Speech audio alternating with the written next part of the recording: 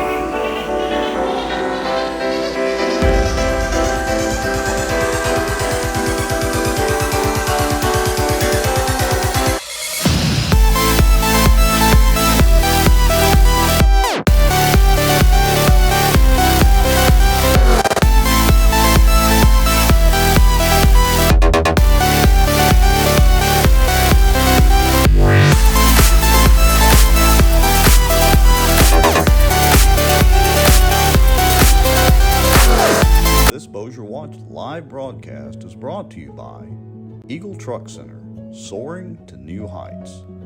The Outdoor News, fishing and outdoors for our area. Acadiana Mortgage, over 23 years in the mortgage business. Smarter Geek, making technology easier.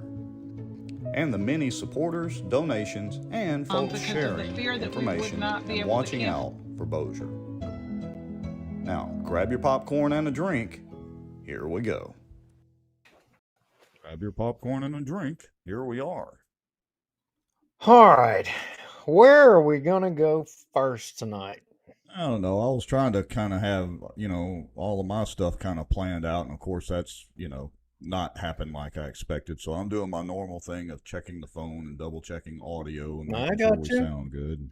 I got you. Well, we got like 50 something people watching. That's pretty cool. Like 44, 45 on Facebook and I don't know, 10 or 12 or whatever on YouTube. That's cool. It is, and we're going to give special recognition to those who have already posted comments in the comment section. So, hello, Charlie and Judy East. Hello, Margie Ann Johnson and Miss Barbara Murray. Thank y'all for being here. We appreciate it. So, if y'all are out there, comment. We know you're there. Comment, and hey, we may throw your comment up here in the thing for everybody to see. They can see it anyway, but we may feature it. Who knows? Yeah, and I just put a comment in there from Bossier Watch, folks. Just double checking because we're running an update to our software. They've introduced some pretty cool features on the technical end. Make sure that our audio sounds good. So let us know in the comments if we sound okay and y'all can hear us. Everything looks good from the watcher's end. And David B. Womack is on the board, same as Ann Price. Good evening, everybody. So, Rex, I'm just wondering, Sharon Evans, hello. Cliff Smith, hello. I'm just wondering, are you as excited as I am about the 87,000 people that are going to start coming after all of us, the taxpayers? Oh, yeah. Is this going to be the new, kinder, gentler IRS again, part two? Well, I'm just thinking, so 87 the Democrats, this was their deal. They funded it. So all of y'all get ready. And if you're a Democrat on here, I mean, you can laugh and enjoy what we're talking about. And if you're anybody other than a Democrat, y'all can all be mad, whatever. But hey, Democrats just funded 87,000 more people to be put into the IRS to come after nothing but those rich people. All of us, they're not going to come after any Well, of they're just us. going after rich folks, huh? Just rich folks, just rich folks. But Okay. yeah, but they trying to run them letters down our throat again. Really? What kind of letters? So, what's the deal? Because honestly, I've not paid attention to this IRS thing. The letters, the LBGTQRSTD. Oh, I thought you meant like, long lost relative love letters or something like that.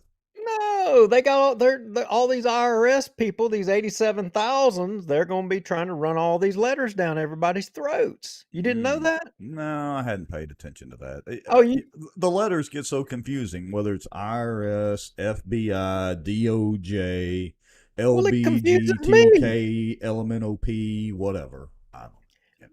I can't keep up. It's a new letter every day, but I don't want anybody to think I'm just making this up. I mean, look, in all sincerity, the 87,000 people that they're trying to hire, I mean, they're actually looking for people with, these letter experience, sex experience. Acronym qualifications, right? Yeah, Okay. yeah, and I'm not just making this up. I got a link in the notes. Go to and let's show everybody. Oh, I mean, well, let me yeah, get there. I Hold am on. not making this up. I am behind the eight ball again. Hold on. I got to do a little copy here. And let me click a Yeah, I mean, couple of things. look, I don't just come on this show half cocked, just making this cockamamie story up. I mean, I'm dead serious. They're wanting to have 87,000 people with all these letters and this sex stuff. I don't know what it is about Democrats being obsessed with sex. There's, I mean, I well, don't get it. there's so many comments I could make about that, but we try to keep the show relatively family oriented. Okay, so I've got this. Is this? Oh, yes. To staff the 87,000 new IRS positions, the department is looking to the sex offender registry. Yeah, What? you got it right there. Oh, yeah. Oh, here's a famous quote, too, from the director. We want agents who have prior experience screwing unwilling Americans. That's awesome. I mean, I don't know what else. What other proof do y'all need? This is from the U.S. Ministry of Truth. I guess that's probably about as legitimate as any other government agency. At this point, that's right. I mean, that's about as legitimate as anything you're going to see coming out of DC, right? Yeah, it is, especially these days. It's just, we could go down that rabbit hole for days and days. So I'll not get on my soapbox about DC. So, in all seriousness, do we want to go down the Donald Trump raid or not, or do we want to talk about the raid on funds for traffic cops in Bossier? Well, here, if we go down the rabbit hole with the FBI raid on Trump, we're going to get into a discussion, and I'm probably going to end up pissing off some of our, fellow conservative Republican friends who are watching, and you and I may actually have a difference of opinion on this. Interestingly enough. Oh, I don't think we will because all those blowhards in the Senate, like Mitch McConnell, crickets. You don't hear a damn thing. In the Republican Party, I mean, Rona McDaniel, where is she? I mean, I ain't heard the Republican Party really come out and say anything. Yeah, there are Republican people in Congress that are saying this and saying that, but you know what? I'm getting deep into what I was already going to say and what I've been thinking. And I'll go ahead and go there right out of the bat. It looks like we're going Trump. because I'm already got my blood pressure up. All right, So let's set if us a you hear countdown timer for about 2 to if 3 you minutes on hear this. if you hear no 2 or 3 minutes ain't gonna get it. If Mm, you hear a freaking Republican congressman saying, "I want a committee meeting to investigate this or whatever," okay, that's swamp. They're swamp right yeah, there. You know it already. yeah. So if y'all hear Mike Johnson or you hear any of these other, I'm going to use it, jackwagons saying we got to have hearings with Ray and we got to have hearings to find out whether or not they're crooked as the river is long, they're blowing smoke up your butt. Okay, I'm sorry. It's that simple. No, I agree with you 100% on that. We don't differ on that. Here's where, some of my Republican conservative friends, they've been screaming, yeah, but what about Hillary and what about Hunter and man, wham, wham, wine. Look, here's the deal, folks. Trump had the executive and the congressional branch for 3 years of his Did he? presidency. Did he? Almost. Did, It well, was no. it was at least Did 50% of it. Yeah, he did. He had he you had said you said the congressional? I mean, he had the House and the or Senate. well, We were had it lock, stock, and barrel. no? Did he? Because a Whoa, lot whoa, of whoa, these. whoa. See, this is where we're going to differ because let me tell you something else. Now, again, I voted for Trump strictly for SCOTUS and judicial picks and would vote for Trump again just for future SCOTUS and judicial picks. Other than that, I don't care if Trump runs around naked on the White House lawn chasing Playboy bunnies. I don't care as long as the SCOTUS and judicial picks are good. But Trump also told us how great of a leader he is and how good of a judge of character he is and whatever other rhetoric he used. And that's fine. But guess what? As it turns out, not so much. He did great on judicial picks. He did great on SCOTUS picks. He did Did he do good on pretty judicial picks? well. So far, that remains to Because be seen. Oh, look, I would argue that's debatable because so far they've only got one ruling right, in my opinion. no, they got two. They got a Second Amendment ruling and they got the abortion ruling, the Oh, that's Roe right. v. That's Wade right. Okay, reversal. yeah, I See, concede. I see concede. They got there. two. I They got concede. to. Now, and there have But been to some the but to other the there have been some other lower judicial decisions that were also good with gun legislation or gun cases coming up through the ranks with the Second Amendment Foundation and some others that are related to judicial picks. So I overall right now I say good to go, but you can't blame the swamp, getting Trump. He was literally picking his staff, and apparently he picked a bunch of people that well, wouldn't cut it. he obviously didn't have Congress. I mean, Kevin McCarthy, really? Can you say Well, at this point Kevin McCarthy was on his side? Steve Scalise. They were the freaking having meetings undermining the guy. the Republican Party, the quote unquote conservatives. And look, folks, I know Trump's not a conservative, either, not a true conservative. He ran on that and got elected on it and did some things that were conservative. But the truth is, he's not a true conservative. But also, you're right, Duke. We had Republican control, but not necessarily conservative control. And there is a difference. I'm trying to be careful in how I word it. There's a huge freaking difference. Cassidy's no conservative. He No, lied not to at all all. of us. He deceived all of us. And a lot of people, they run as quote unquote Republicans because they know they can't get elected because of demographics or whatever or the stats. They know they can't get elected as a Democrat or an independent. So they have to put the R behind their name to get elected because so many people go and vote based on the lever, not on the issues. And then when these guys get elected, if you did take the time to ask them about the issues, you don't hold them accountable about the issues. Case in point, locally, let me break it down to our school board. Where is Cochran? Where is Cochran? He ran unopposed. He said he was going to come on this show and he was going to tell us what he believed Mm-hmm. about education and school. Mm-hmm. Ain't seen him. Yeah, Where's he let's see. at? I think I have. Oh, wait, I've got a little sound deal for that. Hold on. Oh, And crickets.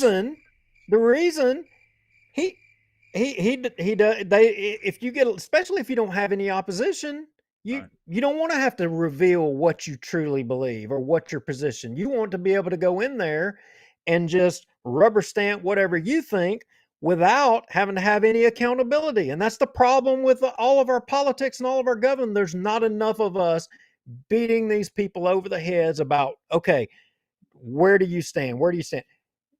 Okay. I got it, and we don't want to spend too much time on the national. I do want to address Kaylee Larkin's got a comment up, and Kaylee says, "At what point was he allowed to actually fulfill his job between all the accusations, committees, hearings, etc.?" Rick? And you have a good point right there. But again, I go back to was and still de facto is the leader of the Republican Party. It doesn't matter what happens; it's on his watch. Period. The buck's supposed to stop with him.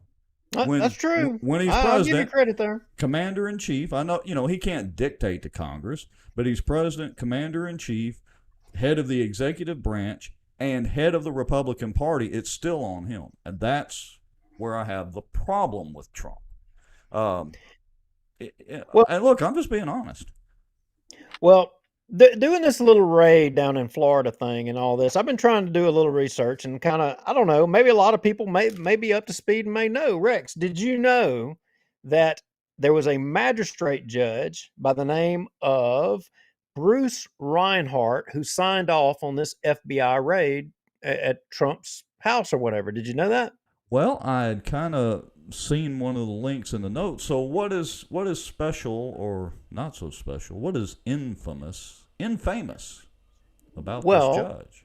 well, the thing is there was actually three judges, three magistrate judges down there, and they all have a common thing, between them all. And that Right. common thing is that they all have an affiliation with Jeffrey Epstein. What? No way. Not John Daly and Tiger Woods, but I'm gonna bring up I'll go ahead and cue up cut 3, get it up on the Yeah, screen. we'll roll through them real quick.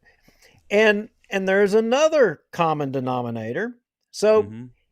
if you recall not long ago, on the Russian collusion and all that stuff, Donald Trump filed a lawsuit against Hillary Clinton, right? Right. One of the judges down there, uh, right here, recused himself. Mm-hmm. And guess who the judge it got bumped to next after that? That's the recusal. Yeah, Reinhardt's the recusal, right? All right.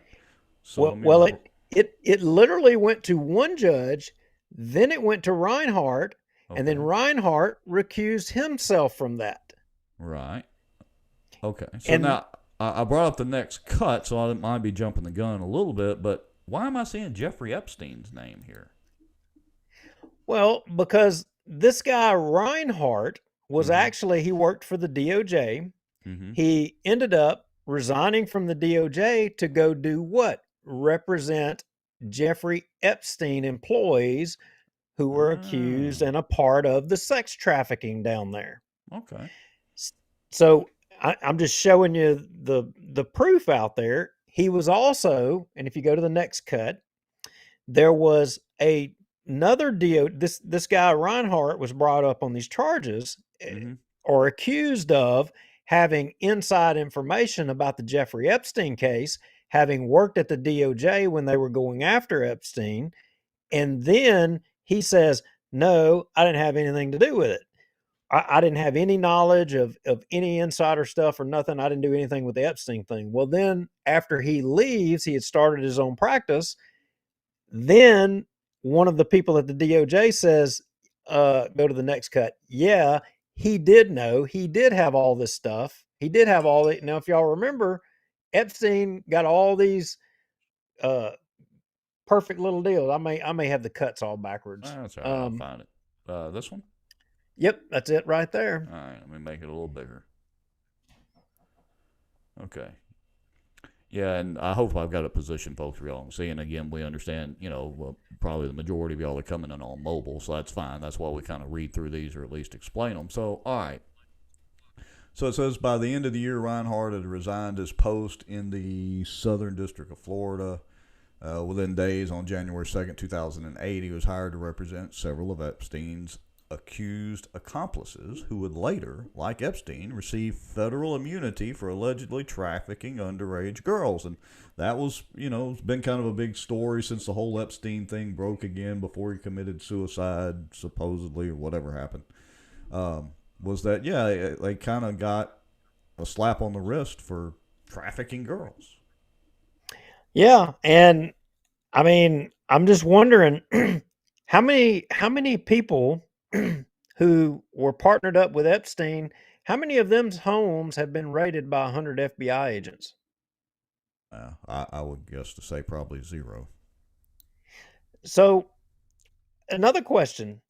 So Reinhardt recuses himself with Trump versus Clinton, but then he doesn't recuse himself in this case right here with Donald Trump, in the FBI raid in his place. So does that mean that he was an associate of the Clintons, and so therefore there was a conflict? But yet, when it comes to the FBI raiding Trump's to seize any and all documents that he may or may not have at his home, he doesn't recuse himself. It begs the question, was Reinhardt's name on the Epstein list? It could have been, but let me just pose this question to you and to the audience. Um, what if he had recused himself and a different judge had signed off on the warrant? I mean, let's face it. Apparently, There's and there's Trump is none of not these Trump is there's not none the of these only president. judges there's none of these judges that weren't associated with Epstein. Well, If look, if we can go down that path too because there's plenty of pictures with Trump and old Jeffrey as well. I'm not accusing Trump of being on the Lolita Express or anything I either, got but I got pictures with me with Bill Cassidy. That doesn't make me a phony. well, yeah, but look, being a rhino is one thing, and being on the Lolita Express and visiting Jeffrey's private island with underage girls is a whole different ball game. It's a different level. But That's so, right. but let me just say, because look, let's face it, Trump is not the only president who has taken stuff out of the White House when he left, and there were a lot of people up in arms when the Clintons left. And would they take like some paintings and statues? I don't know, whatever. Who knows what Bill They Clinton took? We they were took the all up in plates and arms. silver. They took the Yeah. plates and silverware. You couldn't Okay. even eat nothing up in that camp. We were all up in arms about that, and I think some of it may have been returned. I'd have to go back and dig. I don't know. And I think the Obamas took some stuff too, maybe some napkins. I don't know, whatever they took. So we're all up in arms about that. They may have taken more. I don't know. But I bet, look, if I were willing to bet, just what I know of Trump from watching the news media and listening to him talk and all that, and this is not a slam on Trump, I bet he did take some of that stuff. I bet he did take the letter from Kim Jong Un or whatever the little tyrant's name is over there. I bet he did take that letter because he thought, hey, that's mine, and I bet he didn't want to give it up, and I bet there was some tit for tat going on because this investigation's been going on for like almost a year or longer. And Yeah. I So bet he didn't want to give that letter up. And finally, they're like, "Okay, we're sending the FBI." all right. So you think that maybe we just need to let our congressmen and senators just let them have their hearings up on Capitol Hill and ask the questions of Ray and Merrick Garland. They just need to get them up there and they just need to ask them and they'll get the answers, right? I didn't say they were going to get the answers they want or even the truth, but I mean, what else are they going to do? They're congressmen. It's Well, literally what they do. well, yeah, I know, and they're supposed to be up there serving us, but I'm just wondering, did you see do you know that they had Ray answering questions, about the FBI and political bias this week? In fact, it wasn't yesterday, I but the hadn't. day before yesterday. Yeah, I look, got I we got a all know I there's got bias. I got a link in the notes. I got a link in the notes to a video, and I want you to show everybody. All right, So let me get it pulled up it here. hey, whoa, whoa, whoa, whoa. Creighton Cochran just posted in the comments, Duke has my number. Give me a shout. Ha! Creighton, I sent you the link. I would love for you to come on the show. If you Yeah. don't have the link, I'll send it to you again. Or you can do the call-in number. We could get that set up real quick. Not a problem. Either way. Yeah. So, all right, let me So, go ahead. I'm going to start pulling so this link up. You can tell me Ray, whenever. yeah, Chuck Grassley has Ray. They have him up there on Capitol Hill, and they're having hearings and they're on political bias. They're going to get to the bottom of it. These congressmen and senators are going to get to the bottom of it up there, Rex. They're going to ask them these questions, and we're going to get the answers, and we're going to get this straightened out. Yippee! So go to that link and play it. All right, here we go. So, and I may have to rewind it. Let me hold on. Let me get this. Hit this button right here. Okay, let me get us a little bit of audio, and let me back up. We don't know getting out of here next week. Well, I'm going to be there, so I hope they'll be able to see you. So you got other business? Yeah. Okay. Thank you. Okay, so you can stop it there. So the backstory was they were asking him questions, and Ray was like, "Look, I got a plane to catch in about an hour. We got to wrap this up. I got to go." So they end up cutting it off, and then Mm-hmm. there in the end, Grassley says, "So you got other business to go to?" And Ray says, "Yeah." Well, all these people that follow all the tail numbers of the planes figured out that the plane that he's getting on, he was actually going to a vacation. He Oh, took the well, FBI plane. He had to catch a plane. He wasn't going on business. He was taking the FBI plane to go on a daggum vacation.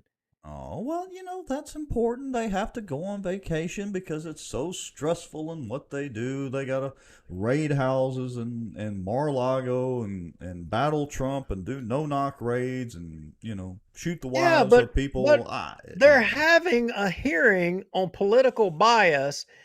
The head of the FBI is sitting right there essentially saying we don't have no bias, and 2 days later they're raiding. He's telling them he's got to go away on business, and he's actually using It was, taxpayer it dollars was, to fly on a vacation, knowing 2 days later they're fixing to raid the ex-president's house, something that hadn't been done in the history of the country. And well, any congressman and senator thinks you're going to have a hearing and you're going to get these jackwagons to tell you the truth and not lie? no, Hogwash. no, look, here, the reality is we all know that you're not going to get unbiased. It's like saying there's an unbiased judge. Bull. If judges were really unbiased, they would not list party affiliation when they were running for election. Judges that are not appointed. Think about that concept for a second. So there's always going to be bias. We know it, but everybody likes to dance around and pretend like, oh, we're not going to be biased. You're right. That's a bunch of BS. We all know they are. Who appointed that guy? Oh, you know who appointed him, but you know who tried to Okay. get him fired? The same person that appointed him. Well, And why did he appoint him? Because the jackwagons of Kevin McCarthy, Steve Scalise, and all these jerks, that's supposed to be, they know what's Republican and what's conservative and what's a good guy. They're all giving him this advice. This is the guy. This is who you need to put in there. Well, guess what? He puts them in there, and what does he do? He screws the country. and that's exactly why draining the swamp was great for a campaign slogan and firing up the That's base, right. but it's never, ever going to happen. Nobody really, truly has the stomach for actually draining the swamp, and I'll just leave it at that. So here's your gut check for any of your congressmen and senators going forward. Go to cut 6. All And right. this is it. Anything less than this from any of your congressmen and senators, you will know that they are wagging the dog. They are blowing smoke up your behind. They have no intentions of fixing anything up there. They're all full of it. Defund the FBI. Yeah, I think I read a tweet or somebody mentioned, yeah, get rid of the FBI and just let the U.S. Marshals handle all that stuff. But yeah, who knows? Well, We're look, there. We're it's, there. It's one sided. I it's, mean, I'm sorry. If you want to have a one sided justice system that goes after one political party, I mean, but Duke, just issue all these guys brown shirts and let's be done but, with this. but you're, Let's get the train cars loaded up on the KCS and the Union Pacific Railways, get them all brown shirts, and let's end the debate here. Let's be now, done with this crap. I'm going to say something that may or may not shock you. You should be thanking the FBI. You should be thanking the Democrats, and you should be thanking Merrick Garland and the DOJ right now. Thanking them, literally. Do you know why? Please enlighten Think me. about it from a political marketing perspective. Because Trump, and again, I would vote for Trump again, but Trump is a marketing machine and genius.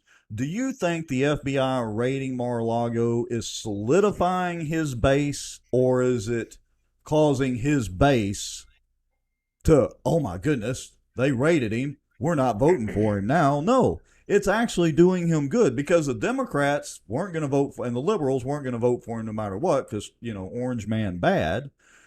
But his core base, which honestly is most of the Republican Party, it's not doing anything but solidifying and honestly further dividing us.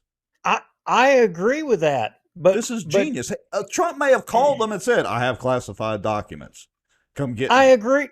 I agree with that. But Rex, this is only temporary. This motivation by everybody is only temporary. And these people in DC who don't do nothing but blow smoke to all of us and are out to screw us at every turn, they know that our span of control, or our amount of time that we will give attention to all of this, is small. They know it'll be over with in a couple of days, and we'll all be back to our merry lives until one of those 87,000 IRS agents with guns now show up on your doorstep to want to count how many pairs of underwear you have in your damn drawer and whether or not you're overachieving. Oh, look, I agree 100% with all of that. I don't disagree with that at all. I do want to address a couple of comments real quick. What was that? What was that of the Doors? I'm wound up. I'm sorry. What was that guy with the Doors? And he said in that movie, Jim Morrison. Jim Morrison. What did he say? He had a song and he talked about. And I remember in the movie the scene when he was articulating, because remember he was like a poet, right? And I mean, I ain't saying he's a good one, but I'm just saying. But he was talking about how death and how tragedy people had to experience it themselves individually, personally, one-on-one, for it to inscribe itself on their mind, for it to be basically burned into their mind. That's what this is. Until these IRS agents and beat on your door, and it's coming, y'all can all get ready. It's coming to your doorstep, and you're going to get it. Hey, it's coming. The ATF's already doing it too. There's the video floating around from the Ring camera and all that where the ATF shows up. And, hey, you're on the list because you purchased 2 guns in under 24 hours, so you're flagged on a list. But, no, they don't have a database. And, hey, they want to see it. And, of course, all the lawyers are going nuts. No, here's what you do if you answer that. All right. But I'm going to get off on a tangent on that. We need to get back to the local stuff. Kaylee Larkin said, can you imagine if he was signing executive orders like President Joe? Kaylee, again, now a lot of what Trump signed as executive orders was to undo Obama's executive orders. There's like this obsession now with the presidents and executive orders, but you need to go back and look at all the EOs that Trump signed. They're all on the executive order bandwagon these days. It's like all that crap's got to end. Our government is out of whack. Whereas Trump, Biden, Obama, the next president, if it's Trump, if it's DeSantis, whatever, they got to stop this executive order crap. It's getting ridiculous. And then let me see here. There was one other comment. Well, I can't find it. Maybe I'll find it here in a minute. I'll readdress it. All right. But anyway, so let's move on. Shall we make fun of Perkins for a minute? Shall we talk about Jeff Sadow? Sure. Janet Lindsay said, when were we going to talk about Perkins? Well, perfect segue. I'm not sure that there's a lot to talk about Perkins about. I mean, we said last show there was already, court case precedent. I mean, he was going down. He lost the appeal, and now they're going to the state Supreme Court, and most folks are saying the state Supreme Court's probably not even going to take up the case. We'll see; they may, but I wouldn't put too much stock in Perkins being able to stay on the ballot as a viable candidate.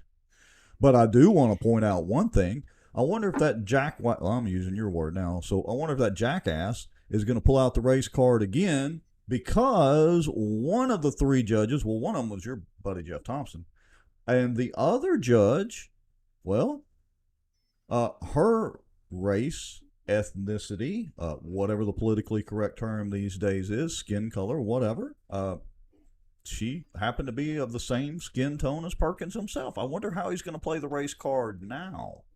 And she issued And a she pretty scathing rebuke.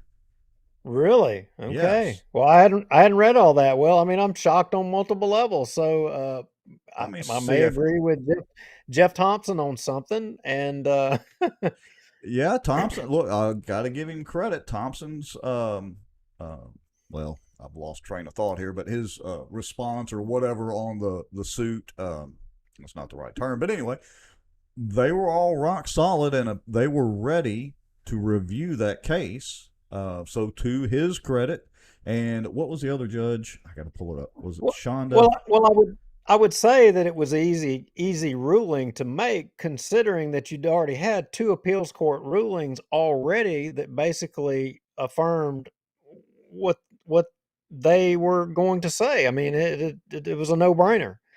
I doubt very seriously that the Louisiana Supreme Court even takes the case. I doubt that they will, but we'll see. I was trying to find, dadgummit, I had it earlier and somehow I didn't get it in the notes. But anyway, I'll see if I can find those and we'll post those. That was actually some great quotes from the judges on that. So they were not fans of Perkins, apparently, or at least of his defense. So there's David Jones. He's chimed into the comments, and I'm thinking that maybe David Jones took his dog out to stay at Red Rover on Swan Lake Road. I'm just wondering. They might have. Because I hear there's a lot of racket coming from that way.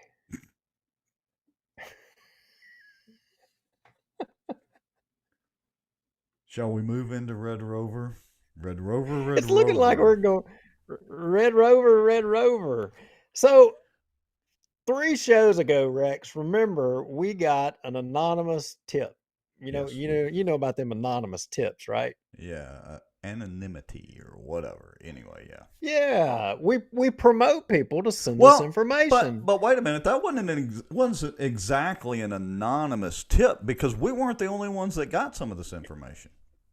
Oh, that's right. They shared it around to other places, no doubt. Yeah, it wasn't. No doubt. So to be fair, I mean, honestly, I could go ahead and show the email, but maybe I'll bring it up and cite a few references from it because it was not completely anonymous.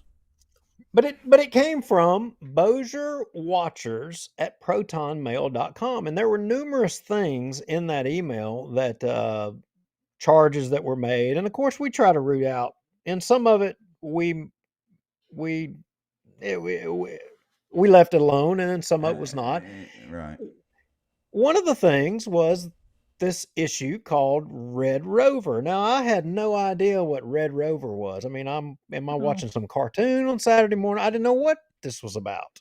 Yeah, But what was that? did Clifford you? the Big? I envisioned Clifford Yeah. the Big Red Dog, but I did kind of know about it because it's like right down the street. It used to be, I forget the name of the business prior or whatever, but it was like a dog boarding kennel or whatever. And I've driven by there a bunch going back and forth to Highway 80 and going that way. So I was vaguely familiar with what it was, but I didn't realize the implications for the city of Bossier and literally what we started this show on, the Good Old Boys Network. That's exactly what this is. Yeah, absolutely. So I had no idea what Red Rover was, but we got the little bit of information from Bossier Watchers at protonmail.com and, gave us a little bit of interest. So we shot off a public information request to the city attorney in Bossier City for any information pertaining to the address that was the name of is it a boarding kennel or is it a dog? Yeah, I think they primarily do boarding stuff and all that. I mean, I guess I should stop by there and go check. I had never had an occasion to stop in there and check, but I think they do boarding and maybe they do some grooming stuff too. I don't know for sure. Yeah, so it's off of Swan Lake Road, and so we sent a public information request for copies of all of the incidents that have taken place. Well, now let's be clear. It's not Swan Lake. It's off of Stockwell. Yeah, Stockwell. Yeah. My bad. Sorry. I'm getting confused. That's okay. I wanted Yeah. to make sure we were clear to everybody. It's off of Stockwell Road. It's down there before you get to Highway 80 and before you get to Taco Bell and was there Circle K down there? It's down there on the Red Chute Bayou side. Yeah, so we sent a request and we got a response back pretty promptly, Yeah. and which was surprising. And the the charge in the email was, and I don't know if you have it pulled up there, Handy Rex, but what was Well, the accusation again? I've got so are we ready to go ahead and pull up the incident report and all that? Well, what was the Oh, accusation in the from email? the Do you recall? Bossier, yeah, from the Bossier Yeah. Watchers. And let me clarify too, folks. This is somebody that, and look, you know, uh, um, it's fine with us for people that do this, because we encourage everybody to make a Proton Mail account. But I just wanted to clarify, this is some anonymous source that made a Proton Mail account, Bossier Watchers at protonmail.com. Our address is Bossier Watch. So if you hear us refer to this is somebody else, an anonymous source that is a watcher of the show and a watcher of Bossier Parish, and that's what we encourage everybody to do. That sent it to us as well as John Settle and I think some of the city officials too. But one of the accusations was, so I'm reading straight from the email here. So, and you know what? I'll tell you what. I'm just going to pull up the email because it was sent to other people. Well, yeah, but some of it. Oh, yeah, you're right. I don't want to pull up all that. All right, so let me just do this. So it says, all right, here we go. He spends his money, blah, blah, blah. All right, he recently sent Rodney Taylor, Director of Permits, to Red Rover Dog Care to attack the owner due to dogs barking. Well, he says dogs bark. Rodney Taylor, again, apparently the Director of Permits, openly tells people that Brad Zagone and King David told him to write the citation. So we're like, well, that sounds interesting. And so then this person was asking why. Straight. We're talking about Chief Zagone, right? Yes, as in fire chief, correct? That's his fire chief. Yeah. Chief Zagone. Okay, right. Got it. Okay. And King David is in David Montgomery himself, and so this anonymous person says, why does King David have anything? Well, he said David Montgomery have anything to do with it. He says, do a little research and you'll find out he's indebted to Steve. Is it Steve Pinnell? And he goes on and on. I don't know if we want to read all of this, but apparently there's an accusation of a tie-in, a Good Old Boys Network, which we know, the Good Old Boys Network does exist, between, basically King David and the fire chief and all that. So we're thinking, I was thinking initially, this is another one of those that probably doesn't have any merit. We get emails all the time that so-and-so is corrupt and, come on, we need some more details. But there were some specific details here about the Red Rover situation. And then it was like, wait a minute, what does a dog kennel, grooming place, whatever, have to do with all this? And why? And so you can kind of take it from there. I got to read this one line. Okay. Brilliant. A 70-year-old fire chief, a moron fire chief, and King David attacking dogs for barking. Hello, what the hell is going on, David and Bankroll Brad? Yeah, there's more to it in the email. And again, look, folks, this was not just sent to us. It was sent to other media outlets. I was apparently carbon copied to John Settle as well, and I believe was also sent to some city officials who I'm sure promptly, probably put it in the trash can or whatever. So here's the thing. We got this, and we're like, okay, Red Rover, and what is going on down here? I mean, because there's a lot of stuff here, and there's more stuff in here that I think's probably accurate. And Entourage is traveling to a lot of places and different things, and we've already covered some of that. There's even a little bit of content about the mayor in here, but yeah. it said that Chief Zagoni and King David, gave the order to write this ticket or to go to write this business up or something or another. Well, and So that should be easy to prove, right? There should be a paper that should trail for that. that's right. And so that's what caused us to generate a public information request for all incidents that have occurred at the Red Rover boarding kennel or Business. veterinary place, the business. It's a place of business down there. I mean, they board dogs. I mean, you got all those houses and subdivision. I mean, it seems like a good place to have it. So we sent off the public information request and we get a response back listing all of the incidences. And I think you've got that waiting in the response to that. We were actually surprised Look, at the response we got.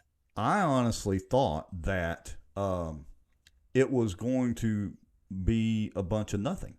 Because we've had this before where we get these emails and again, they'll accuse, whatever politician of being corrupt.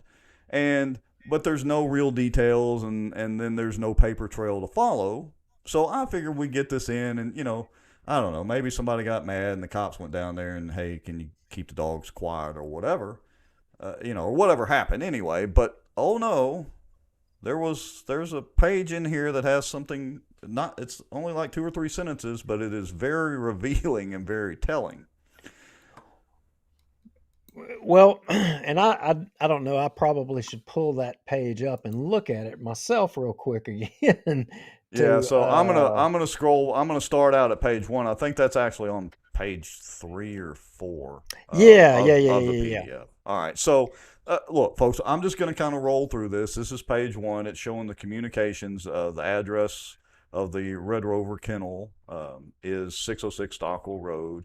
They give the nature of the deal and, whatever all the codes need, a building check and, that sort of thing. Okay. So you had an MVA in 2020. You see right Right. there, the very first one. Then you had building check, building check, building check. They may have had a faulty alarm for, looks like twice in January and then once, on down. Well, actually, later on in Yeah. 2021. But then you see on January 4th of 2022, see complaint, red, Plain it, Red obviously, Rover. red Rover, 606 Right. Stockwell Road. Yeah. So And we're going to then, show you, Yeah. we're going to show you that document here in just a minute. And, Yep. and then you will see here, the last two, that's where things get good. Yeah. And I want to just point out this is all like pretty recent stuff. I mean, this is July the 8th, January 4th starting and then July the 8th. I mean, so this isn't, old type stuff. All right. So here we go. Yeah, Greg Bell says 17 pages. Yes, Greg, that's why it takes us so long to prep for shows is to show you 3 sentences. We have to go through 17 pages. But anyway, so here we go. Let me move to the next page. And folks, I understand for some of you, especially if you're on mobile, this may be hard to read. Don't sweat it. We're going to post all of this after the show. Okay, so here's the incident investigation report. Bossier City PD, this was, here's the case number and the date and time it was reported again was July the 8th of this year. They listed as a daycare facility, but, again, it's boarding place and all that. And the crime and incident here, I'm just reading down the report. It's public nuisance animals, 1463. Right. So now that one was in July, but I think we may ought to scroll down to page number 8 first because there actually, okay. yeah, Yeah. there That's a good idea. actually was a progression in this thing. Yeah. So Okay. go to page 8, you will see that the police were called for a discharge of a firearm and reckless conduct. Now, let me say this. And they show this was from a home. Now, correct me if I'm wrong, Duke. This was apparently the firearm was discharged at a home that is kind of back behind Red Rover. correct? There is one residential home that adjoins the property of this business, off of Stockwell Road, and that's it. There's not another one. Okay, making And sure. if you go to the narrative on page 10, the officer that reported that day wrote a pretty lengthy, I say the officer, maybe it was the victim, I'm not sure, but go to page 10, Rex. Keep scrolling. Keep There we go. scrolling. One more. Right there. Yeah. Right there. The officer reports, upon arrival, I made contact with Cody McKellar, who is the owner of Red Rover. He stated that he took over ownership of this business on or around October 1st, 2021. Since then, he has been contacted by Steve Pinnell in reference to dogs being loud and barking at the business. I can get that. Goes and Yeah. tell him, hey, tired of these dogs barking. All right. He has received 8 text messages over the past 3 months from Steve Pinnell. He would always respond stating that he would call the business and have the dogs brought inside. He was always cordial when he responded to Steve Pinnell and took care of any and all issues. On December the 27th, 2021, he received another text message from Steve Pinnell stating that the dogs were being loud. He responded that it was a holiday weekend and they had more dogs than usual, but he would take care of it. At this point, Steve Pinnell texted back and was rude and became argumentative. On December 29th, Steve Pinnell texted him again saying that the dogs woke him up. He didn't respond to the text message due to how Steve Pinnell was acting previously. On December 30th, around 5:45 p.m., he was contacted by his employee, Brandon Stutzman. He was advised that the person that lives behind them fired a gun while he was outside. Then made contact with Brandon Stutzman. He stated that while he was letting the dogs outside in the back, he observed someone walk out onto the back porch at 610 Stockwell Road, residence of Steve Pinnell. The unknown person raised their hand up in the air and fired off a shot from a firearm. He heard the loud bang and observed the flash come out of the muzzle. Seen the flash come out of the muzzle? Well, now right here. So I'll read the next one because give you a break there for a second. This being the employee, Brandon Stutzman, he felt alarmed due to the unknown person shooting off the gun. He didn't know what the jackass with the gun was going to do. He is prior military and knows what a gunshot sounds and looks like. Now, the point I was going to bring up too is there's a part of that deal, but it must be more on my side of it than where Red Rover is. It's actually out of the city limits. There's some guys that duck hunt back there. They go, sundown wood ducks all the time. A friend of mine used to live back there at the very end of Dogwood Place down there. So that's why I was kind of wondering exactly the location, because the city limits, I'd have to look them up, but they kind of curve right there, and there are some guys that duck hunt back there. All right, but apparently this was a gunshot off of a porch, and it was a jackass with the gun, according to this report. Well, I don't know who the jackass was shooting the gun back there, but obviously somebody was shooting a gun. And at that point, this guy, he wisely, I would say, gathered up the 7 to 8 dogs that were outside and he took them back in. I mean, them poor dogs, they were just wanting to run around out there a little bit. And next thing they know, they're getting shot at back there by somebody. By somebody. There was only one small dog that was barking when the person fired the gun. Now, again, this is, according to the employee. Okay. So, next one says, the officer, made contact with Cody McKellar. Again, he also stated that on December the 1st, go to the next page, Bossier City Animal Control showed up at his business to do a random inspection. He was advised that they received a complaint about barking dogs. This sounds like a just soap opera drama tit for tat going on here. Well, I mean, who made a complaint to the Bossier Animal Control? I can't imagine who that would have been. I mean, were they torturing dogs or something over there? I don't know. You can't be mean to puppies and you can't be mean to kittens. That's just terrible. And I'm not saying that they were. I don't think they were at all. Yeah, I'm wondering, but anyway, so they were accused of whatever. Yeah, animal control inspected the property. They advised them that everything was fine. They were doing everything that they were supposed to be doing.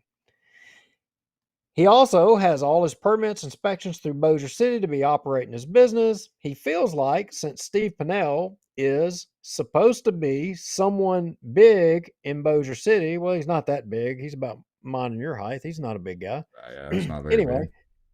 that he will use his influence to cause more problems and issues. He doesn't want to pursue charges at this time due to possible retaliation from Steve Pinnell. Hmm. Interesting. Wow, this guy, you'd think he was Aaron Rand in 1957 talking about the FBI today. Yeah, no kidding. So it goes on to say he would like this incident to be documented in case further actions are taken by Steve Pinnell that would further endanger him, his staff, or the animals at the business. And then the officer goes on to list some actions and observations. He went to the rear area of Red Rover where the dogs are kept outside. He observed that the distance from the rear of the building to the back porch of 610 Stockwell Road is approximately 250 feet. That's not very far. I did not make contact with Steve Pinnell in reference to this incident. This case is exceptionally cleared at the request of Cody McKellar. So I don't know what exceptionally cleared means, and police report jargon. Well, if you scroll down 2 more pages, ultimately, the officer did make contact with Chief Pinnell or Chief Pinnell. I don't know which. Well, let's see. He said, because I can read it a little easier here. He said on January 24th of 21, I guess being the officer, Detective M. Camp, went to Bossier City Fire Department and spoke with Chief S. Pinnell. He wanted to provide information about where he was during this incident and provided me with credit card transactions, time and date stamped. December 30th at 14:23 hours, he was apparently at the Bossier City Walmart gas station, spent $41.95. A few hours later, same day, was in Hope, Arkansas at the Hope Superstation, spent $6.71.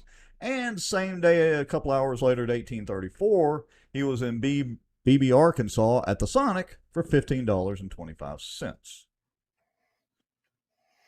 Well, but more importantly, there in the end, Steve Pinnell stated he has no idea who it would have been shooting back there, but what he does know is that he was not, and he wasn't there. So somebody was shooting off the porch, allegedly. It wasn't Steve because he was in Beebe, Arkansas at the Sonic.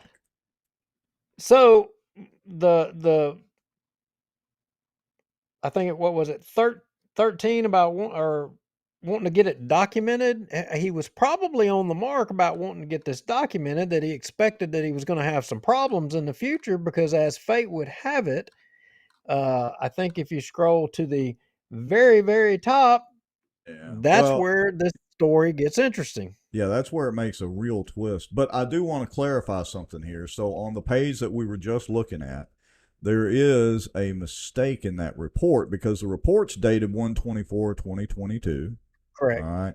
And the officer states that he went to the fire department to speak to Pinnell on 1/24/21, which would not be correct. So I think he meant to say 2022 if any of you are watching that closely. All right. So yeah, let's scroll back up here. All right. So shall we move on? Is it page 3 in reference to assistant officer? No, that's not where it gets good. Page 2. You end up having the officers go out, right? A public nuisance. Yeah. Animals barking, blah blah blah. That's what it was. Yeah. So they left, and page 3. Yeah. Page 4. Yep. So here we go. This is where it's One little statement says so much in here. So it says on July the 8th, 2022, at approximately 13:20 hours, Officer Bradford was dispatched to 606 Stockwell Road, which is Red Rover, in reference to assist an officer or to an assist officer, whatever. Anyway, the officer's actions and observations. Upon arrival, I was instructed by Director of Commissions Rodney Taylor, acting on the misspelled behalf of the city attorney's office, to issue Cody McKellar a citation for excessive barking. And R. Taylor was, I guess that's the employer or whatever, was issued a citation, blah, blah, blah, for City Ordinance 1463, excessive barking. Just how loud can these two guys bark? I don't know. But Co- here's what's interesting to me. Who is it Director of Commissions? Maybe meant Director of Communications? I don't know Rodney Taylor. Well, but the city attorney, so is the city attorney directing police officers to go after certain people for certain things? For excessive dog barking? I'm pretty sure It Jacobs has more important things to do, like, actually reading some of the lawsuits the city's involved in, but that's another story. is Jacobs, middle name Garland or something like that? Well, I don't know where he found time to worry about excessive barking because he still needs to be keeping up and maintaining the Zamboni fleet. Yeah, but how did Chief Zagoni and King David, direct that these tickets and citations be wrote, and then the officer writes in his narrative that, it was being done at the direction of Rodney Taylor, and that Rodney Taylor, that was coming by way of the Bossier City attorney. Yeah. Okay. David Jones says Taylor is permits and inspections.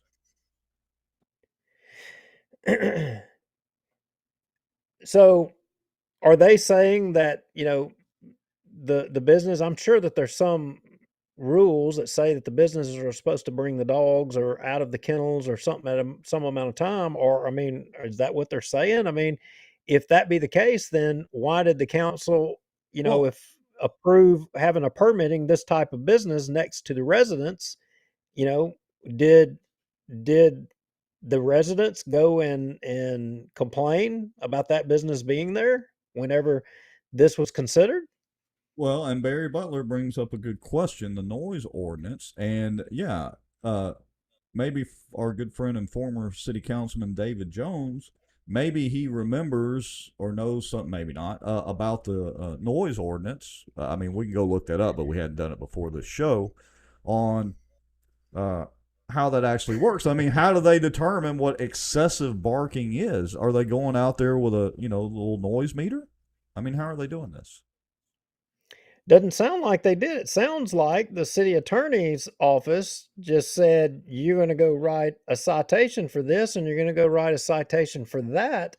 And one way or the other. I mean, I'm wondering if they had been out there and had experienced it. What role did uh, King David and what role did Chief Zagoni have in it? Did they have a role in it? Because our email sure uh, indicates that they did have a role in it. Well, and look, kudos to this officer for putting detail in the report. And David Jones says it's commercial zoning on that entire tract, so that probably definitely changes things. And look, I want to know, and again, maybe David, you or Barry Butler, maybe y'all can answer. Um, does anybody know what the hierarchy is as far as the police force? I mean, I know, obviously you have the chief, you have the mayor above the chief. I mean, is it like in the movies where the mayor can, have the police officers go arrest somebody? And then where does the city attorney fall into all this? Can the city attorney pick up the phone to Estes and say, hey, Chris, I need you to go arrest so and so or go write so and so a ticket? Is that how it actually works? I don't Well, know. I mean, where is the CAO in the hierarchy?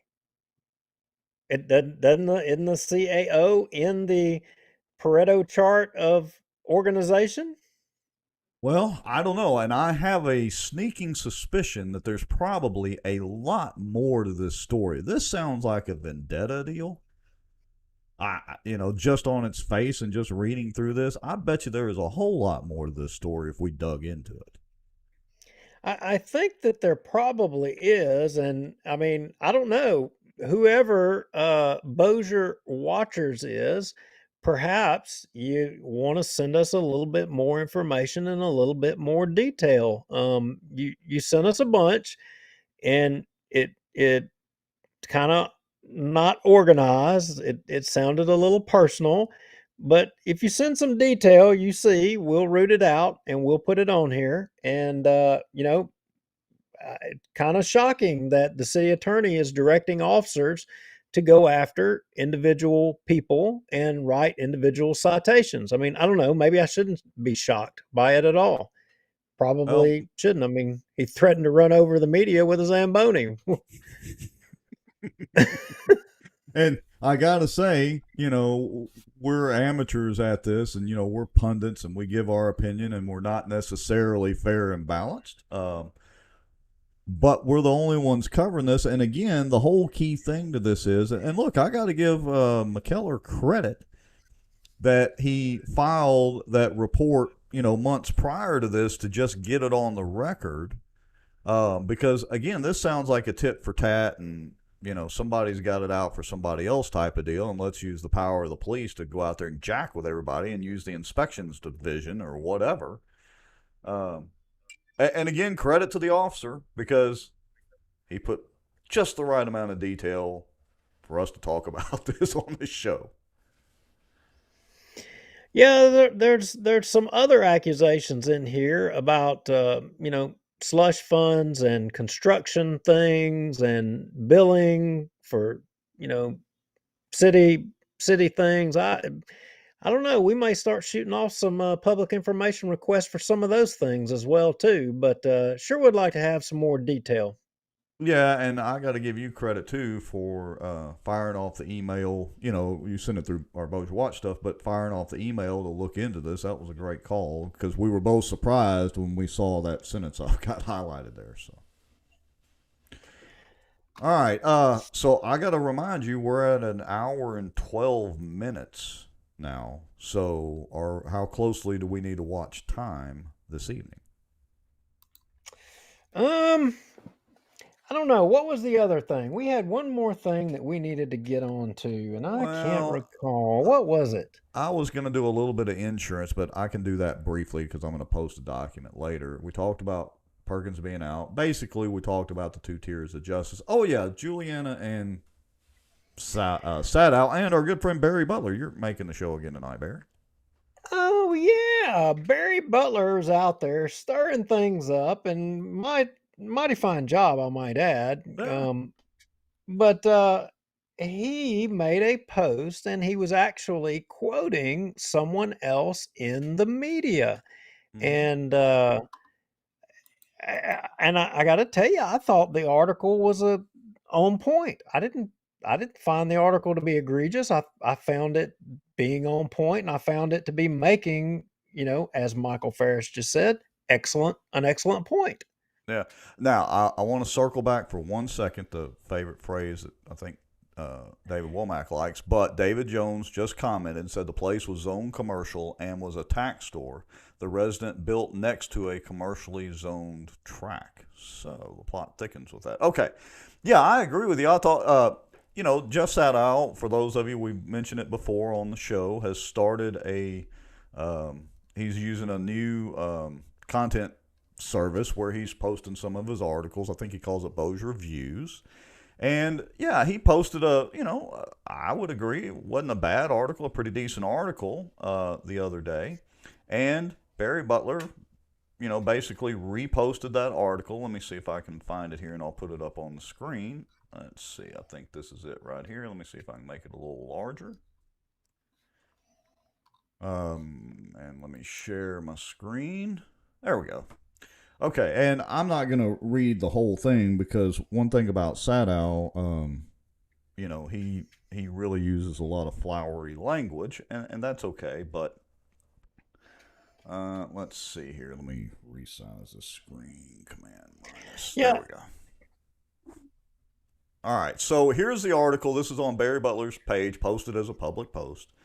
And it's about the whole traffic and or traffic direction and SRO situation at the schools. And I think we did mention this, last week or week before, or maybe both weeks. I can't remember. Yeah, so the issue, Rex, a lot of folks you may not know or you may not realize the issue was so as you know, the sheriff's office and we had the sheriff on the show. He Right. came on the show and talked about, they had the shooting down in Texas or whatever and talked about the SRO program in Bossier Parish, but basically the sheriff's office provides, the SROs across all the schools, in the parish.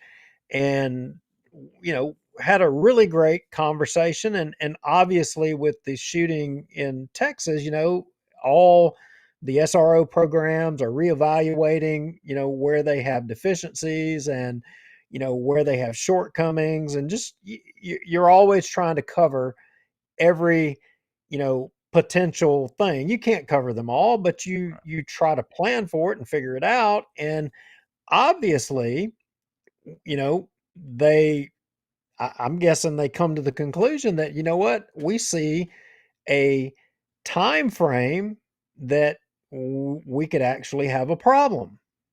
Right, and I want to point out in this article, which was in some of the other media coverage of it as well, and I think we did talk about it briefly, but that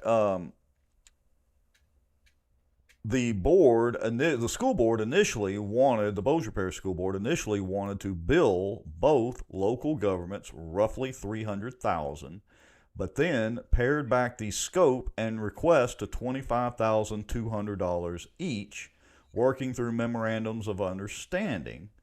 So $300,000 is interesting for the cost of that as well. And Well, I have nothing against the SRO program, and I've said this before. Yeah, go ahead. Well, you jumped ahead a little bit. I mean, all right.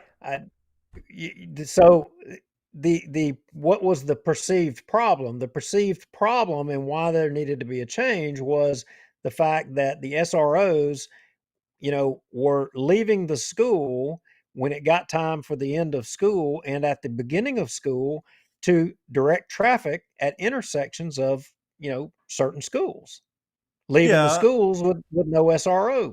yeah, and look, I can say because a lot of times I go by Cope Middle School up here, and the SRO is out there directing traffic in the mornings, rain, sleet, snow, or shine. He actually does a great job of it and is directing it in the afternoons. And I guess that potentially leaves the school, not potentially, it does leave the school less safe during those periods.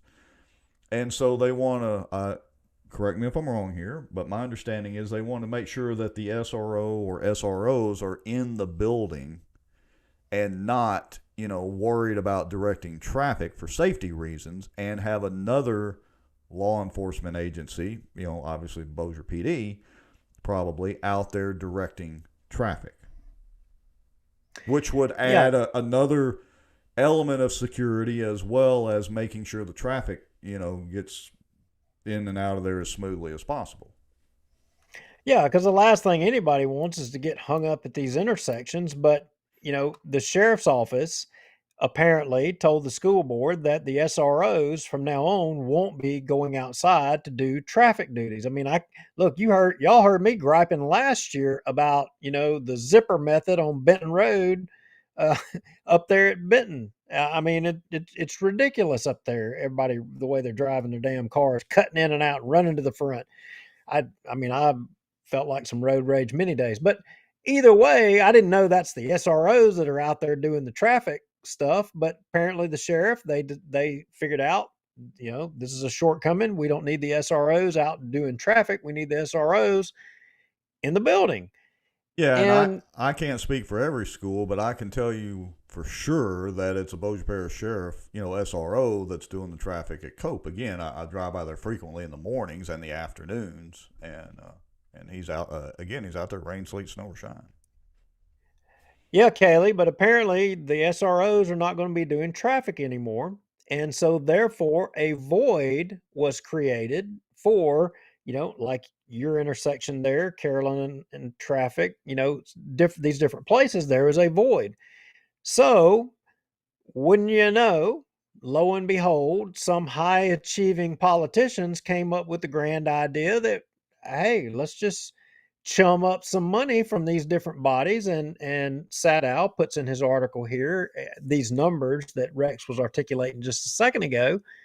Somehow or another, they had some meeting at some point or whatever and came up with these numbers that different government entities are going to kick in. And you either kick in to hire additional officers to do traffic control. So now think about this a second. So now we're going to hire, or we're going to spend more money to hire more officers just so that we can do traffic control at these intersections at the schools. Some of you may think that's a great idea. Some of you may think, well, maybe we've already got deputies, officers. We already got people that do that or that are available to do that. Do we really need to hire more? I Well, don't know. here's the problem. It's not just hiring more. And I think I used this exact analogy before. It's like shuffling your food around your plate when you're a kid to make your mom or your dad think that you've eaten everything on your plate so you can get up from the table. It's these entities shuffling money around. Look, and this is where I was headed on my soapbox a few minutes ago, but you were correct to back me up a little bit on the timeline there. But it's people don't understand that the sheriff's department doesn't do this for free. They charge these other entities, and I'm not saying it's right, wrong, or indifference, but it is a cost and it is a shuffle of taxpayer money, therefore it's public. All right? I'll give you an example, and I've talked about this before. The Cypress District, which we're going to begin talking about some more in the future again. The Cypress District pays $30 an hour, 4-hour minimum for each deputy that they have when they close down the gates, when they go around and take up the money from the parking lots, from the boat ramps, and do whatever. 4-hour minimum. When they have a public meeting, it's $30 an hour, 4-hour minimum. If we, the public, shows up, because the Cypress District, I guess they're scared of the public or whatever their deal is, of course, they're going to have a sheriff's deputy there if they know that anybody's going to show up for those meetings. I'm not saying that's right, wrong, or indifferent, but it does cost. And we talked about it before. Back when we were both on the Republican PEC together, former school board member, what's his name, Frank Kelly, came to the PEC meeting and wanted to discuss the SRO program and, what it was costing the school board. He was not against the SRO program. He just wanted to educate us on it a little bit. And the number he threw out was $120,000, $130,000 a year per SRO is what the school board at that time was paying the sheriff's department. And of course, the good Sheriff Julian heard about that meeting, so he came the following month to give the sheriff's department, basically defending the program, which I don't think any of us are against the SRO program. Like I said, I'm for more SROs and let them carry ARs in there. We'll put a stop to all of this. But the point is, the program does cost money. It costs taxpayer dollars. Somebody's got to pay for it. The sheriff's department does not come out and do this for free. And so that's where we sit. Or that's the way I see it. Well, so the rub for some people is, so now you have this void, and some politicians want to go taking money from, let's say a fund that you may have passed a tax or a millage or whatever, some other source of revenue, and use those monies to fund this right here. And that wasn't what it originally was made for. So in this endeavor, you had the Bossier Parish Police Jury. They put money in, and you had the city of Bossier put money in to, pay for, I guess what, more overtime or for officers to be directed to go there or however. And that's what Sadow was talking about. He's talking about, just the whole issue, right, wrong, and laying out all the facts. And I would say, I didn't say that he really steered it one way or the other, but it's kind of up to the reader to form your own opinion of whether or not your different government entities should be swapping money around. Because as it stands right now, that's what's happening is you just got money being going around in a circle here. Yeah, right? you really do. And look, I want to address a couple of comments. Julie Ferris says she thinks the SROs cost Bossier Parish School Board $80,000 for each deal. Here's what I can tell you. And Julian did not dispute this when he came to the PEC meeting. The SROs aren't making $120,000, but according to Frank Kelly, Frank is his first name. Yeah, sorry. By the time they figured in what the school board was also having to help fund for uniforms, everything else that they had to pay in, and, assisting with benefits or however all that worked out between the school board and the sheriff's department, it was costing them around, it was about $120,000, $130,000. We were all shocked. Now, I'm not saying that's right, wrong, or indifferent. I don't know what it costs, to equip an officer, pay an officer's salary, benefits and all that. I have no idea. I don't think any of us expected it to be in the six figures per SRO. And that's why Julian came the next meeting to clarify how that money was spent and what it was used for. And to his credit, he did a good job of explaining that. As a matter of fact, Duke, if you remember correctly, we also had the discussion with Julian about arming teachers, which he was not for there. And in our recent show, when he came on as a guest, which was a great show and great interview, he certainly still not for it. Yeah, still not for it. And you know what? I respect his opinion. I mean, Sure. he's done this his whole career, and I got to tell you, I've sort of changed on that as well too, because in fact, when he came to that PEC meeting, I'm the one that asked him that question, Yeah, and yeah. he was squarely against it.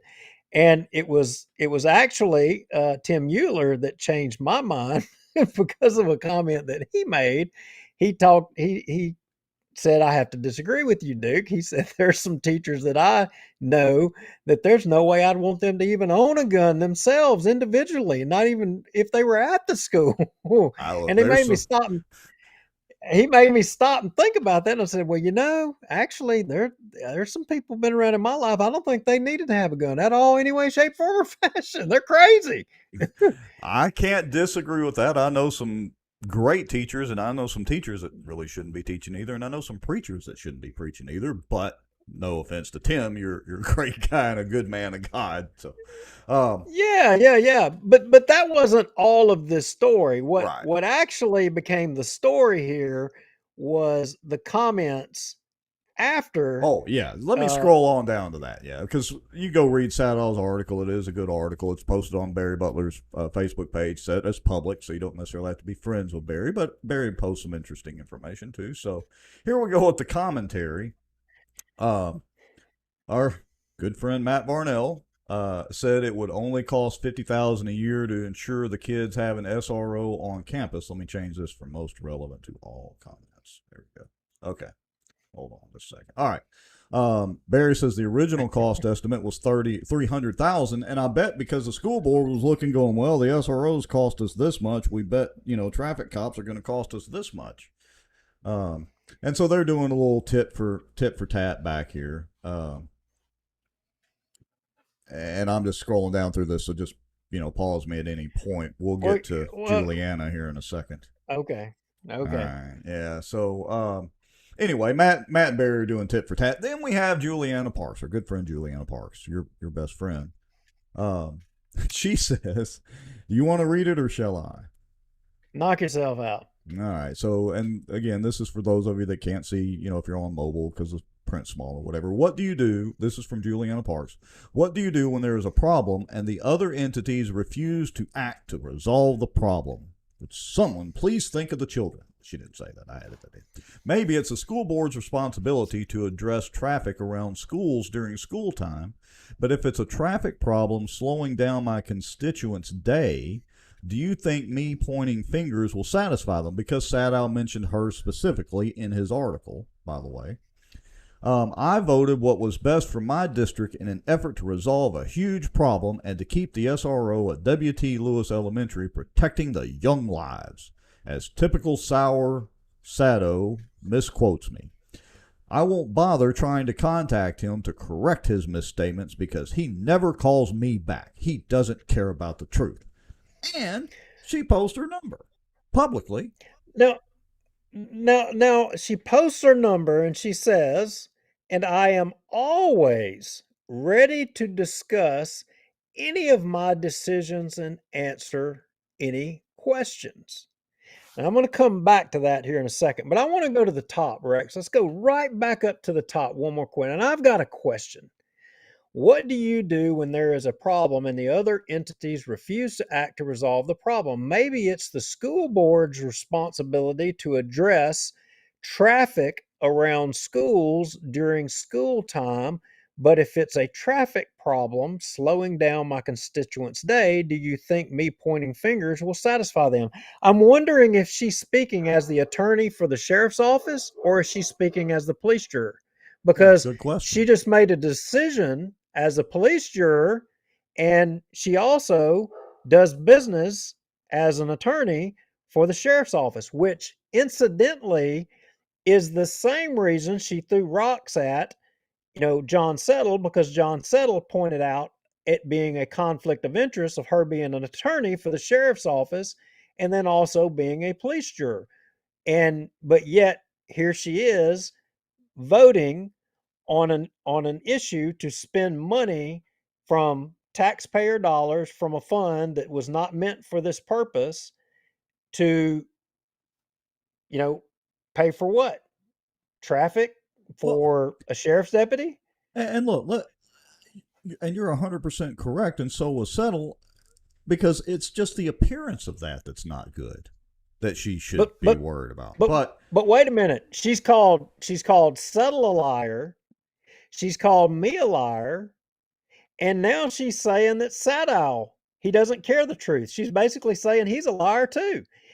Is it anybody who doesn't agree with Julianna Parks, they're automatically liars? Because so far, I mean, she's batting 100% on the media that she's dealing with here. Well, I'm sure she's probably called you much worse than a liar. And I'm sure. And then there'll be more again tonight. But I want to point out that we are not taking anything she said or posted out of context. You can literally go read her post. It was done publicly on Barry Butler's Facebook feed. Under that article, just so we're clear here, we're not taking anything she's saying out of context. I want to circle back to, she alludes that it should be the school board's responsibility to address traffic. What? Why would that fall under the school board's responsibility? That should fall under. Well, if it's the school board's responsibility to deal with the traffic, then maybe it's the school board's responsibility to public safety within the schools. Maybe the teachers need to be armed. I think she's advocating what I was advocating for and what the sheriff wasn't advocating for. It sounds like it. Maybe she's advocating for bigger.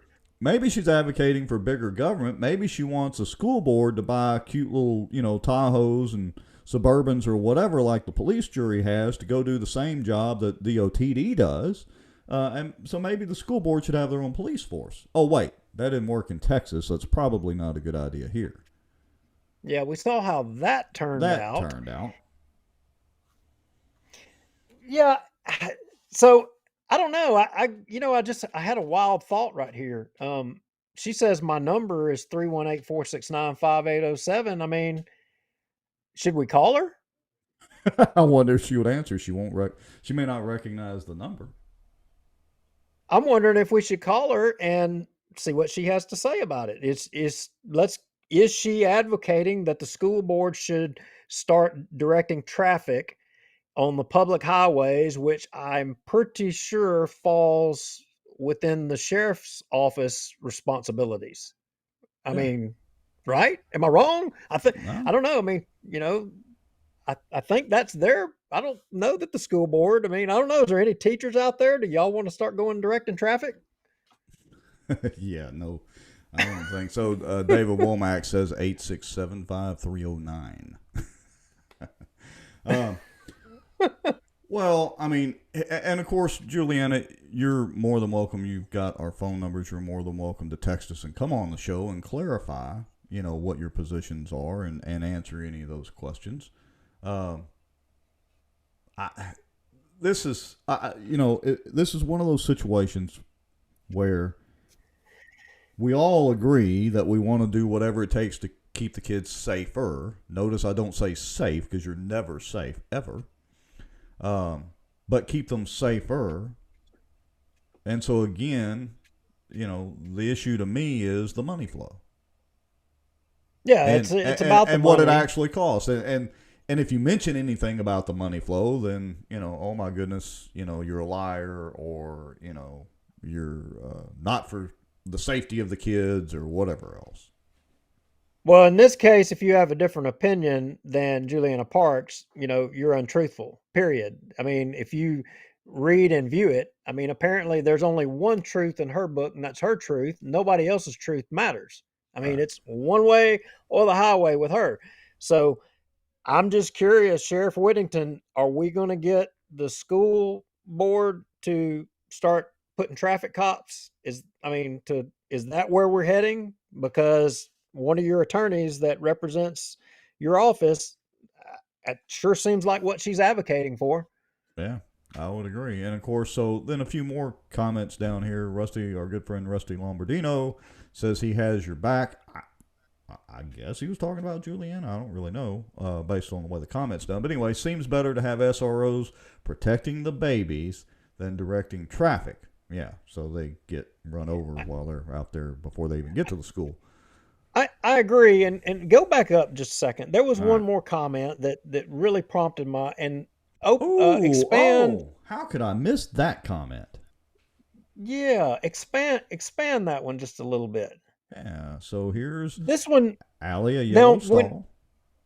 so when Julian came on, the sheriff, I mean, I don't mean no disrespect, but when Julian came on, I just know Julian. I've known Julian since, I mean, the 80s. I mean, early 80s. Anyway, uh, he had made, I think he made mention about manpower or being able to get deputies hired or what have you. And Right. Ali Aiello makes a comment right here talking about, a problem uh, getting officers hired, if I recall correctly. I don't want to put words in her mouth, but where is it, Rex? It's in Yeah, here, it's right? it's the second paragraph. So first she talks about up there, the traffic congestion at W.T. Lewis and coming off of Monica Lot to Swan Lake and all that. And down here she mentions, also, I know the sheriff's office is currently understaffed. For the last 6 to 8 months, the HR admin for the sheriff's office has been to every lunch group meeting in town with flyers and is basically begging people to apply. They need help and probably don't have enough officers to devote 6 officers to school traffic duty 5 days a week. But we can also say that for the police department because, correct me if I'm wrong, aren't there like budgeted an extra 15, 16 positions or whatever it is and they can't even fill those? Well, yeah, I mean the city of Bossier's in the same shape. They've got a deficit of officers down there. I mean, a big time. Bossier City's Right. short on officers more than anybody, is what my understanding is. But Rex, I want to go back to this. So if the sheriff's office has a shortage on manpower, we've got a problem there. How is it that we're able to staff the SROs and Cypress District with officers? What I mean, are Well, because they're getting paid $130 and a pop. Well, 120. Sorry, well, $120 a pop.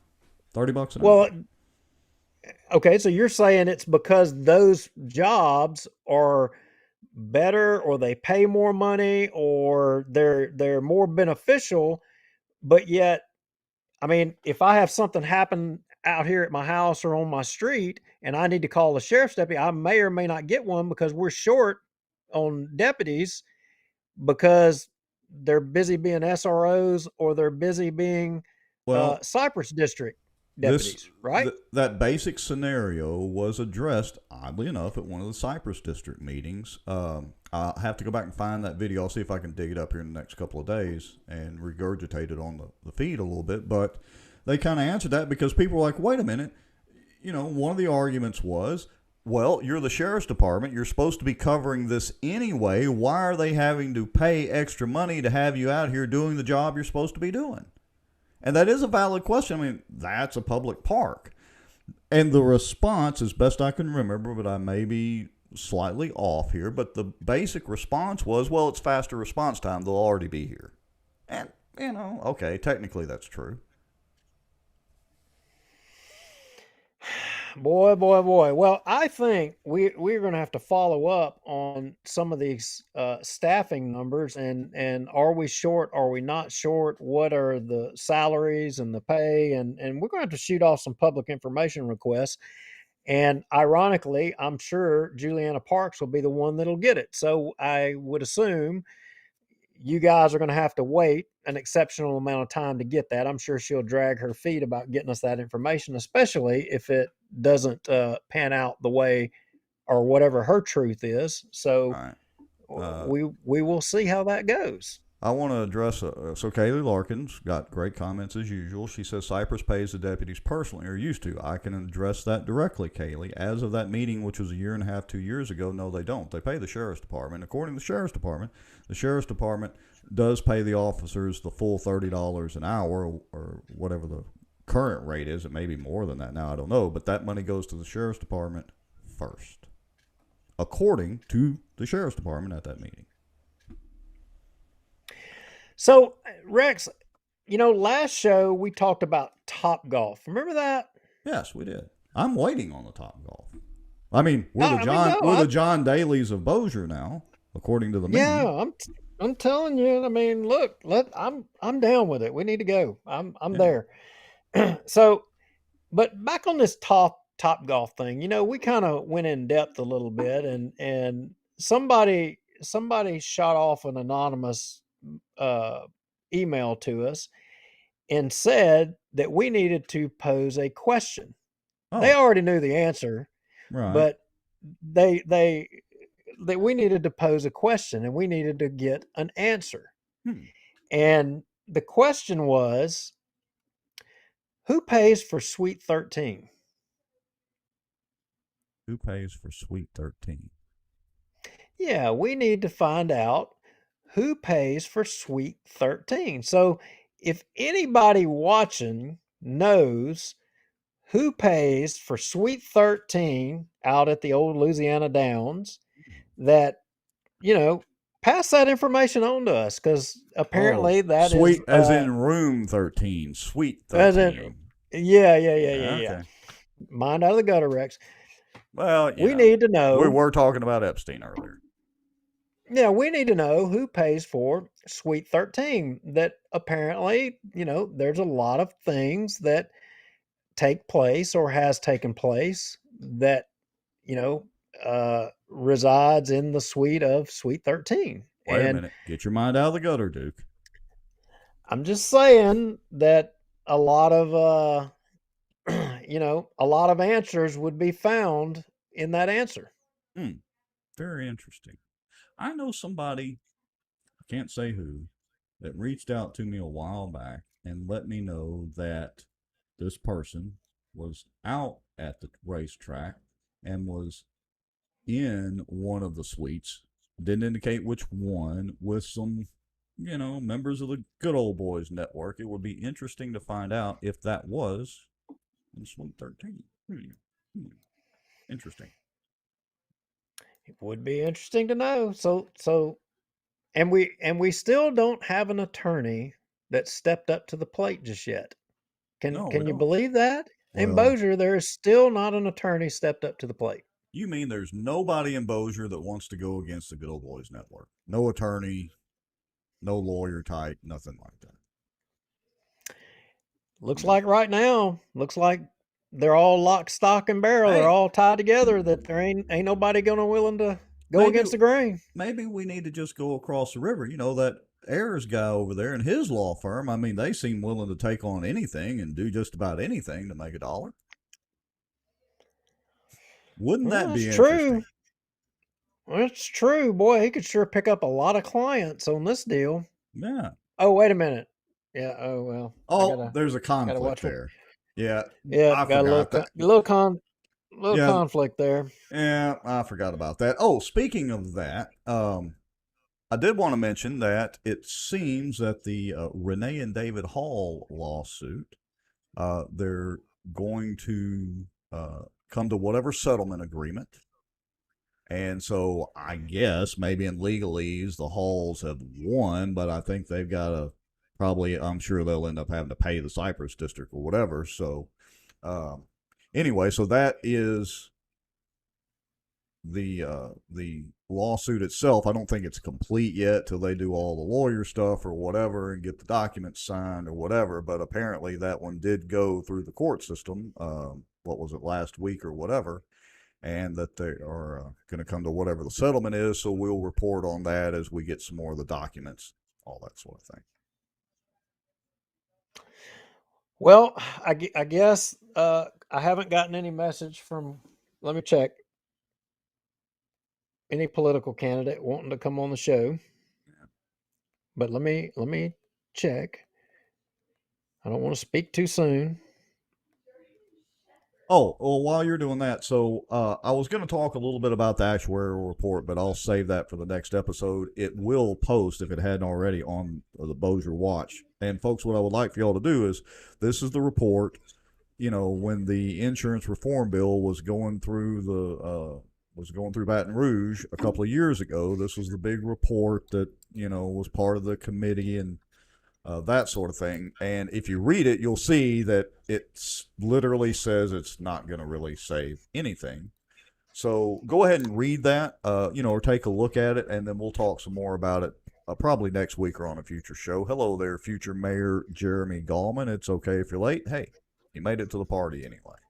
But we're about to end it here in just a few minutes. All right, sending a message.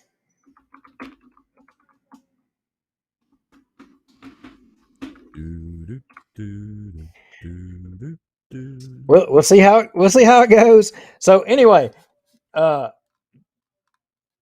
back to real quick the Ron Haygood C-ball lied. Imagine that. I think it's referring to the insurance. And for those of you that are watching too, we've still got a lot more to go on Seaball's insurance presentation. Then we're going to move to Gaddy's. Then we're going to move to some of the video. And again, we're going to spread this out over several weeks because there's so much to it.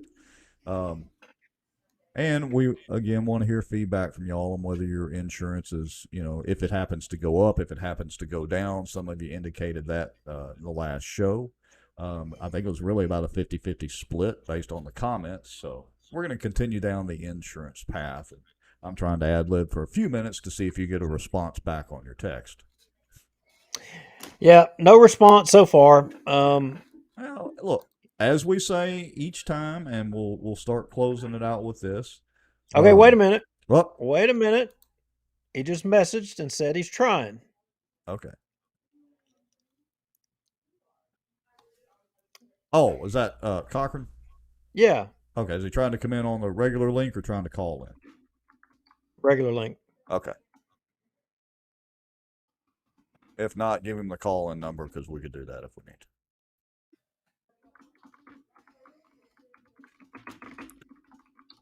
Little, not technical issues, but just seeing if we can get a guest on at last minute.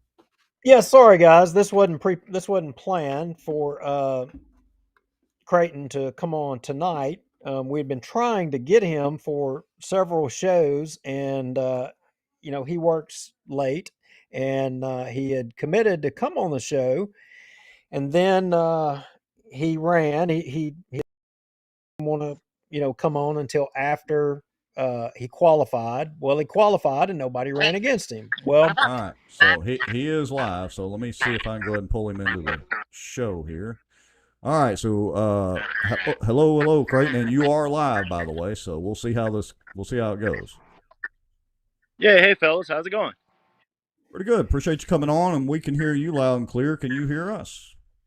I can, yeah. I'm heading to the backyard by the deck, and I'll sit here and have an interview with you guys. It's great. Awesome. Hey, Creighton, man, I was getting worried about you there a little bit, but I am glad you came through. And you know what we do here on Bossier Watch. We believe that the elected officials need to be accountable to the public, and for you, uh, wanting to be a politician, you didn't have any opposition, so you were able to get right in there. And unfortunately, you said that you wanted to have a race, but you didn't get one. So we want to try to find out, what's your vision for, the education, and what do you believe, so that the public knows. Well, yeah, you're right. I was really surprised that I didn't have any opposition. I figured with everything that we have going on in the country, everything you see on the TV, everything you hear on the radio, that there was going to be people standing in line. That's really what I thought. Um, however, there wasn't. So, it was for me. I was one of those dads that had already called the school. I had already called a few school board members about things that I was worried about, and I thought, I'm not getting anywhere really. These guys are doing everything they can, I guess.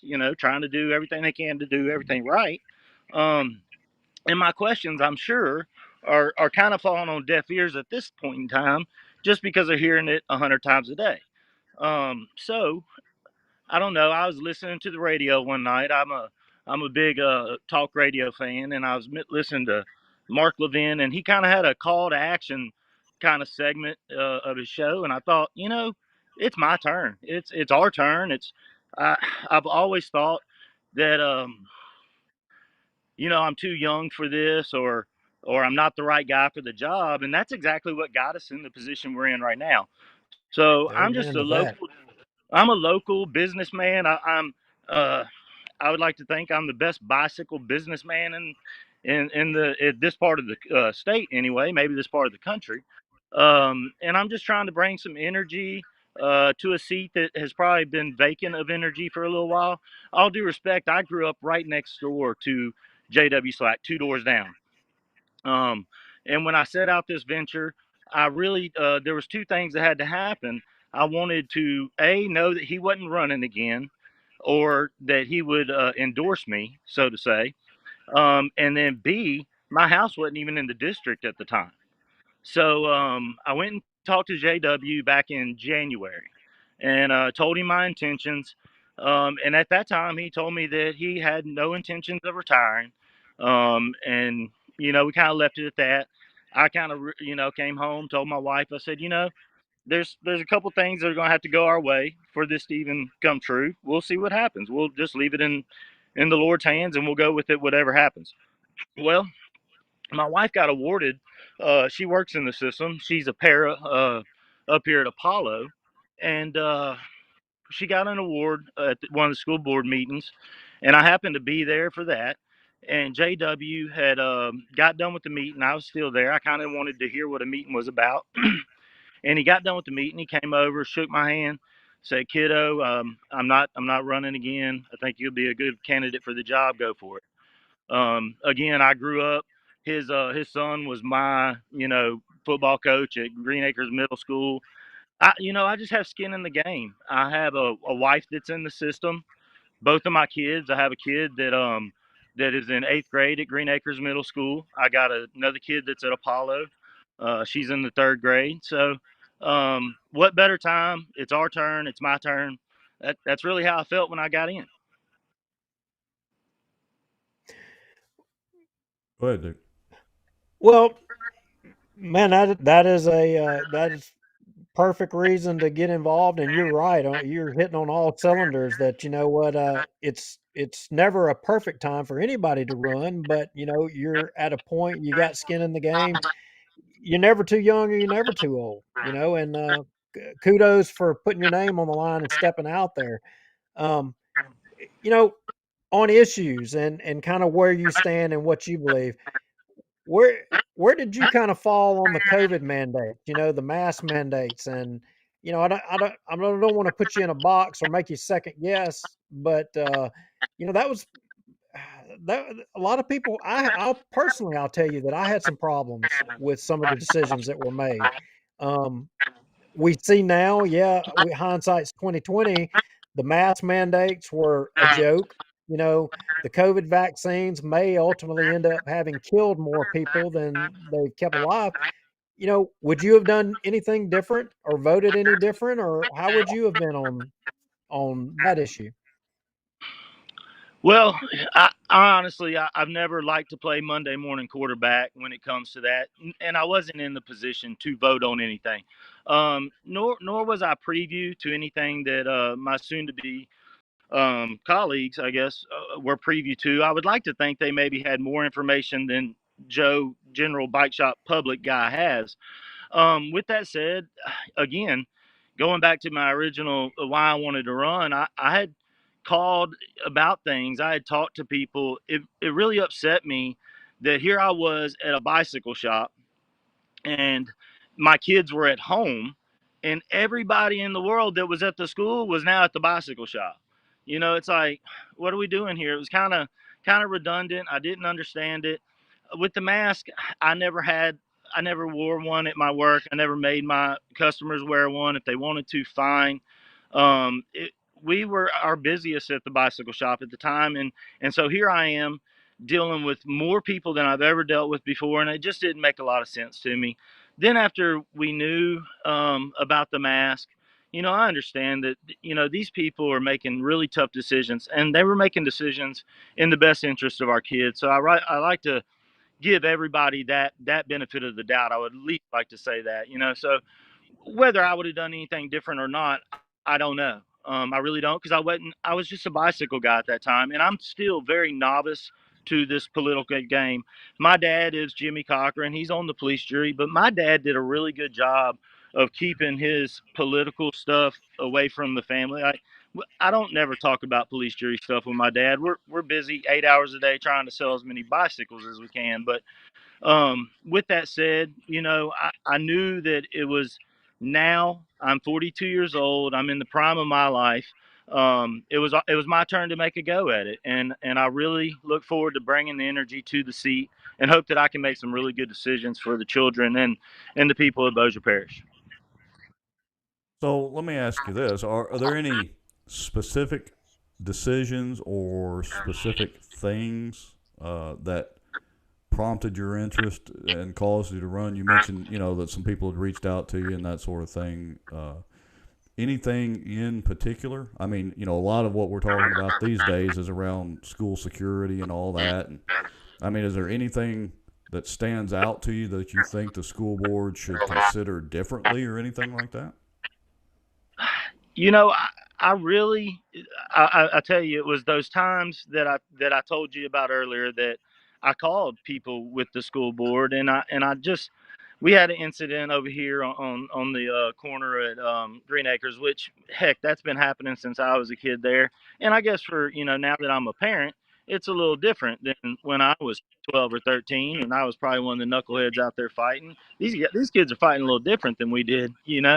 Um, so it boiled down to this. I was just tired of sitting on this side of the table. Again, I'm really good at what I do when it comes to the business of running a bicycle shop and how to maintain people that work for that place and how to maintain the steady, just what it takes to run a local business here in town. And I want to bring those attributes of myself to the job. I don't even know what door to walk in yet, guys. I'm that novice to it, and I'll just be straight up honest with you guys. I don't know if I come in the back door now. I got me a suit, so I did that, and this is my first interview. I got my wife nervous as hell over there. So I'm here to learn, play the game, and just see where this can take us as far as what can I do to bring energy and more positivity to the job. Uh, you know, again, JW Slack did it for a very long time, and I know I'm trying to step in and fill some awfully big shoes. But at the same time, even he commented to me that maybe he shouldn't have been in this last time. So my calling may be 4 years too late. I don't know. I hope for the next 4 years and maybe the next 12 years, because we do have a limited term, and I am for that as well. I like term limits. Get the old out there now.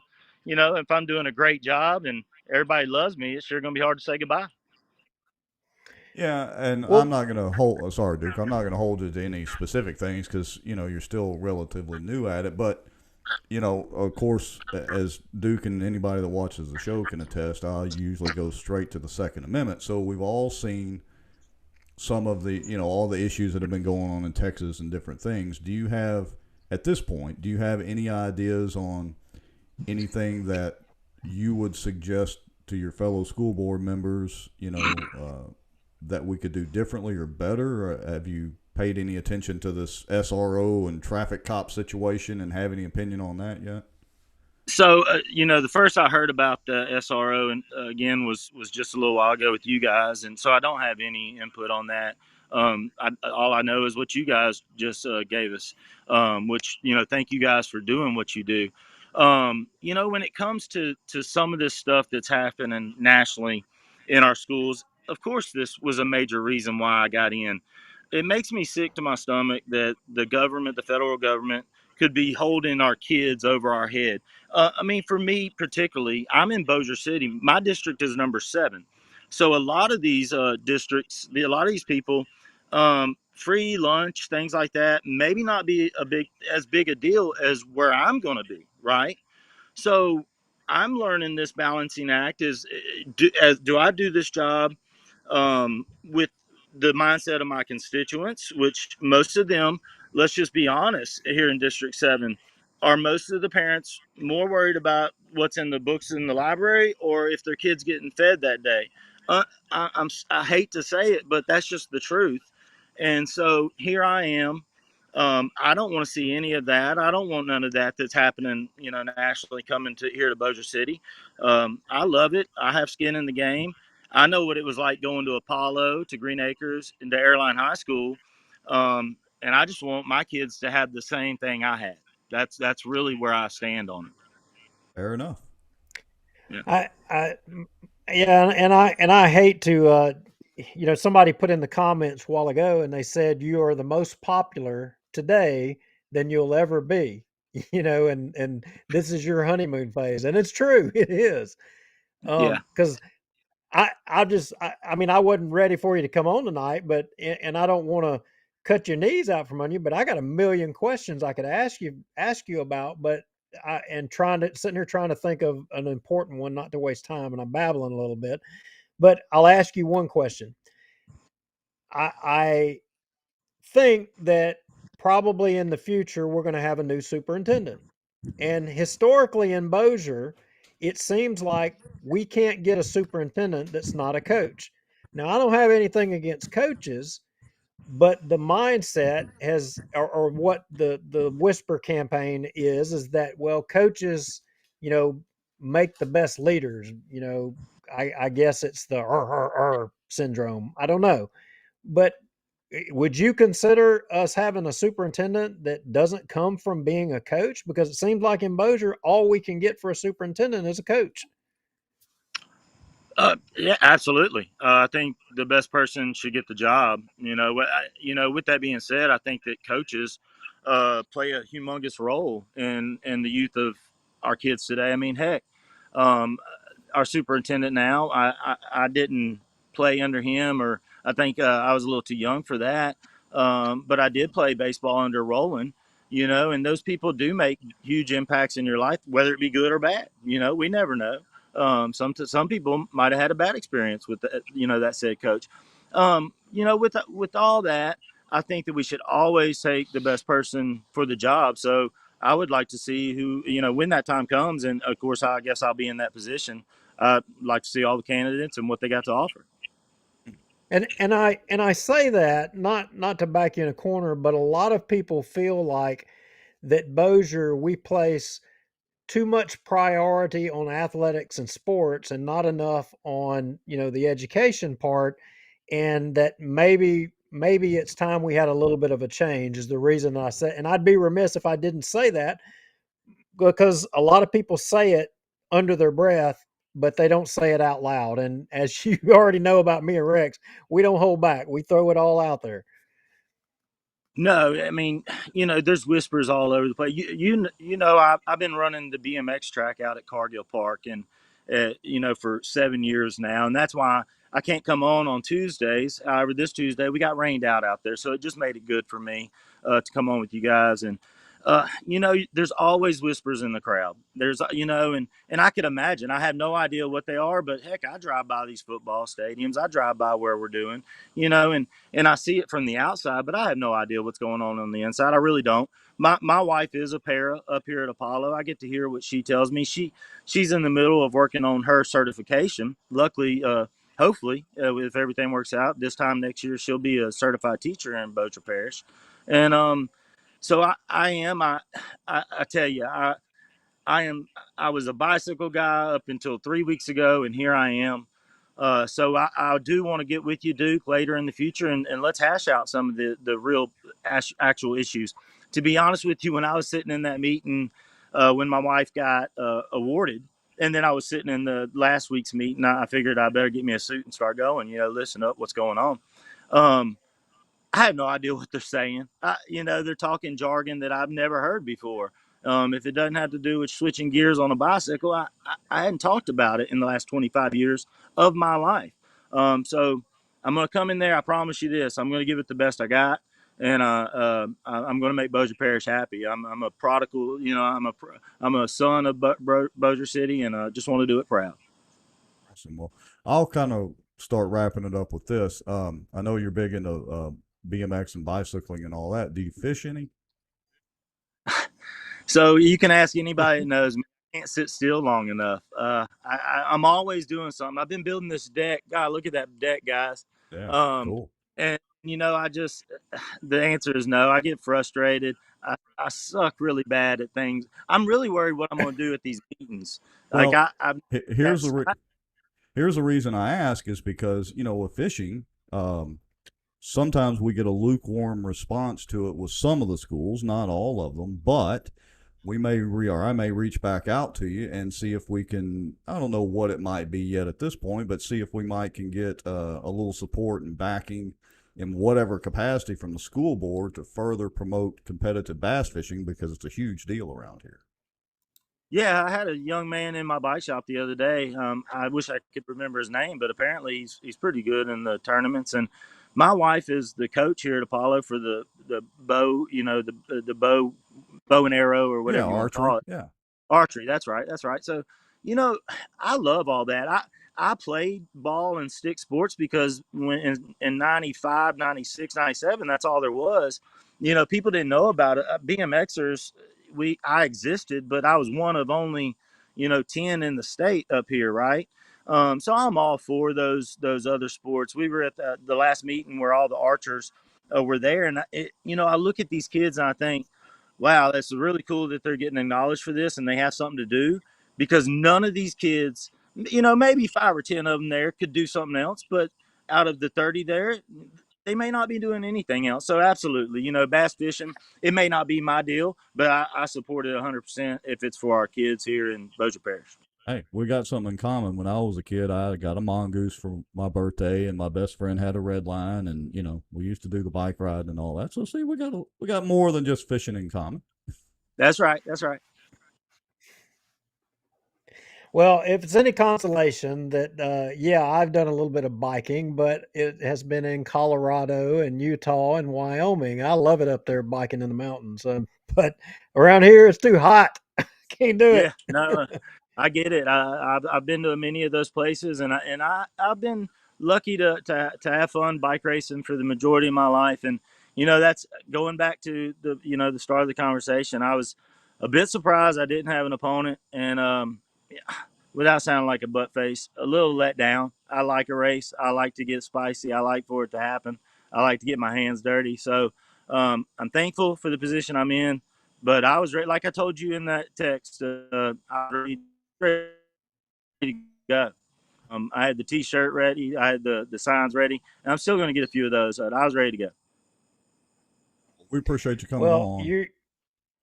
we do appreciate you coming on, and there's a lot of other issues and tough questions that you could get, as if you were in a race. I wish you would have a race. I think having races will make you stronger. It certainly will. Having been in races in my past, they made me stronger. They made me more educated on the issues, and the public deserves to know how you feel on those issues. So I would encourage you to kind of study some of the issues. School choice and things like that, curriculum. I seen in the comments somebody made put a couple of issues in there to throw at you, in which would we're not going to beat you over the head on it, but maybe in the future we can get you to come back after you got your feet wet, and maybe you don't have a black eye.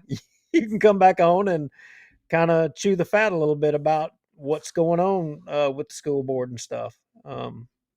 And look, you can you can do the interview from the bike park if you want. Take a couple of minutes. You don't have to do a 20 or 30 minute deal, but come on with us for a few minutes from the bike park. We'd like to see what happens down there too, and show everybody.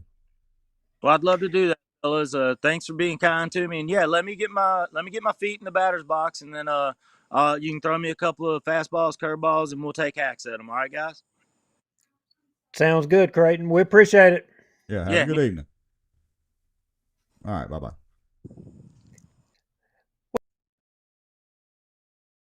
Well, apparently I hung up on Duke. Oh, crap. Duke, if you're watching the show, come back. Hold on, let me get Duke back on.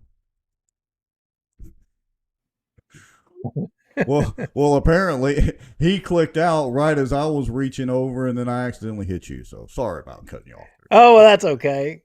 Well, hey, look, you know what? I can appreciate what Creighton was saying. I mean, he didn't have any experience. He ran, he got elected, and he doesn't know, but he's going to have to pick it up fast and get acclimated, because he's going to have decisions to make, and make pretty quick. Oh yeah, he's going to have friends and enemies in short order, I'm sure. But seems like first time I've ever spoke to him. I don't think I've ever met him or anything like that. But anyway, yeah, seems like a nice guy, and he's going in there kind of green and going to have to kind of learn the ropes, and that's a good thing. Yeah, I mean, and it sounds like he's got the the right idea about how to approach it, and he's he acknowledged his shortcomings, and that he's going to have to play catch up. And you know what? Hey, that's all you can ask, is he's going to try to do his best. Hey, I do want to do one last thing. So my dad tried to call about 20 minutes ago, and anyway, he just texted me, of all things. My dad has begun watching the show too, as well as my mom does frequently. Anyway, he said he just called Julianna, and she answered and said she is willing to discuss. So that was at 8:45. So I did want to at least put that out there, that she did say she's willing to discuss. I would also say she has both of our phone numbers, but maybe we'll do this. Maybe we'll see if we can schedule her to come on next week, and we'll talk about some of these issues. Sounds like a wonderful plan, because after coming back in, I am like, I still see myself 3 or 4 words on the video right now. Yeah. Behind. So I just looked at my text messages and all that and saw that. So, yeah, you want to reach out to her, or you want me to? We'll let you do it. She may hang up on me. Yeah, I'll send her a text, see if maybe we can get her on for next week or something like that for a few minutes. And, yeah, we'll just kind of for David Womack, we will circle back and revisit the topic. All right. Well, that's all I got for tonight, my friend. I don't know. What are we at? Hour and a half, 2? Hour and a half, something like that. We still got 50 people watching. That's actually pretty good. We appreciate all of y'all. As always, if you have something you want to share, you want to keep it anonymous, go make you a free protonmail.com account, and don't put any identifying information in it. Make some kind of crazy address. Send one to bozierwatch@protonmail.com. We do look at all of those and at least read them. Whether we take action or not kind of depends on what the email is, but we're always glad for all of the feedback, good and bad, as well as all the commentary. And Rex, before we close out, I have gotten a message of the potential winner of the Sweet 13 sweepstakes. I may have a name. We need to come up with a prize for that. I just got my outdoor news caps, got a couple of prototypes done, so I think I need to go ahead and get the Bossier Watch logo digitized, and maybe we'll get a couple of hats and a couple of coffee mugs or something like that. We got to figure out how to do a giveaway deal. It is a name that has been on this show before. Imagine that. It is a name it is a name that's been on this show before. In fact, don't give it away yet. I'm not going to give it away yet. We need to have that for the title of the next show, Sweet 13. And yeah, we need to, in all seriousness, folks, let us know in the comments or whatever, those of you that are left, would you rather we give away like a coffee mug or, some hats, things like that, anything in particular, because I'm going to get a little swag going on here and see if we can do a few giveaways. Sounds like a plan. All right. Good night. Good night. See you later.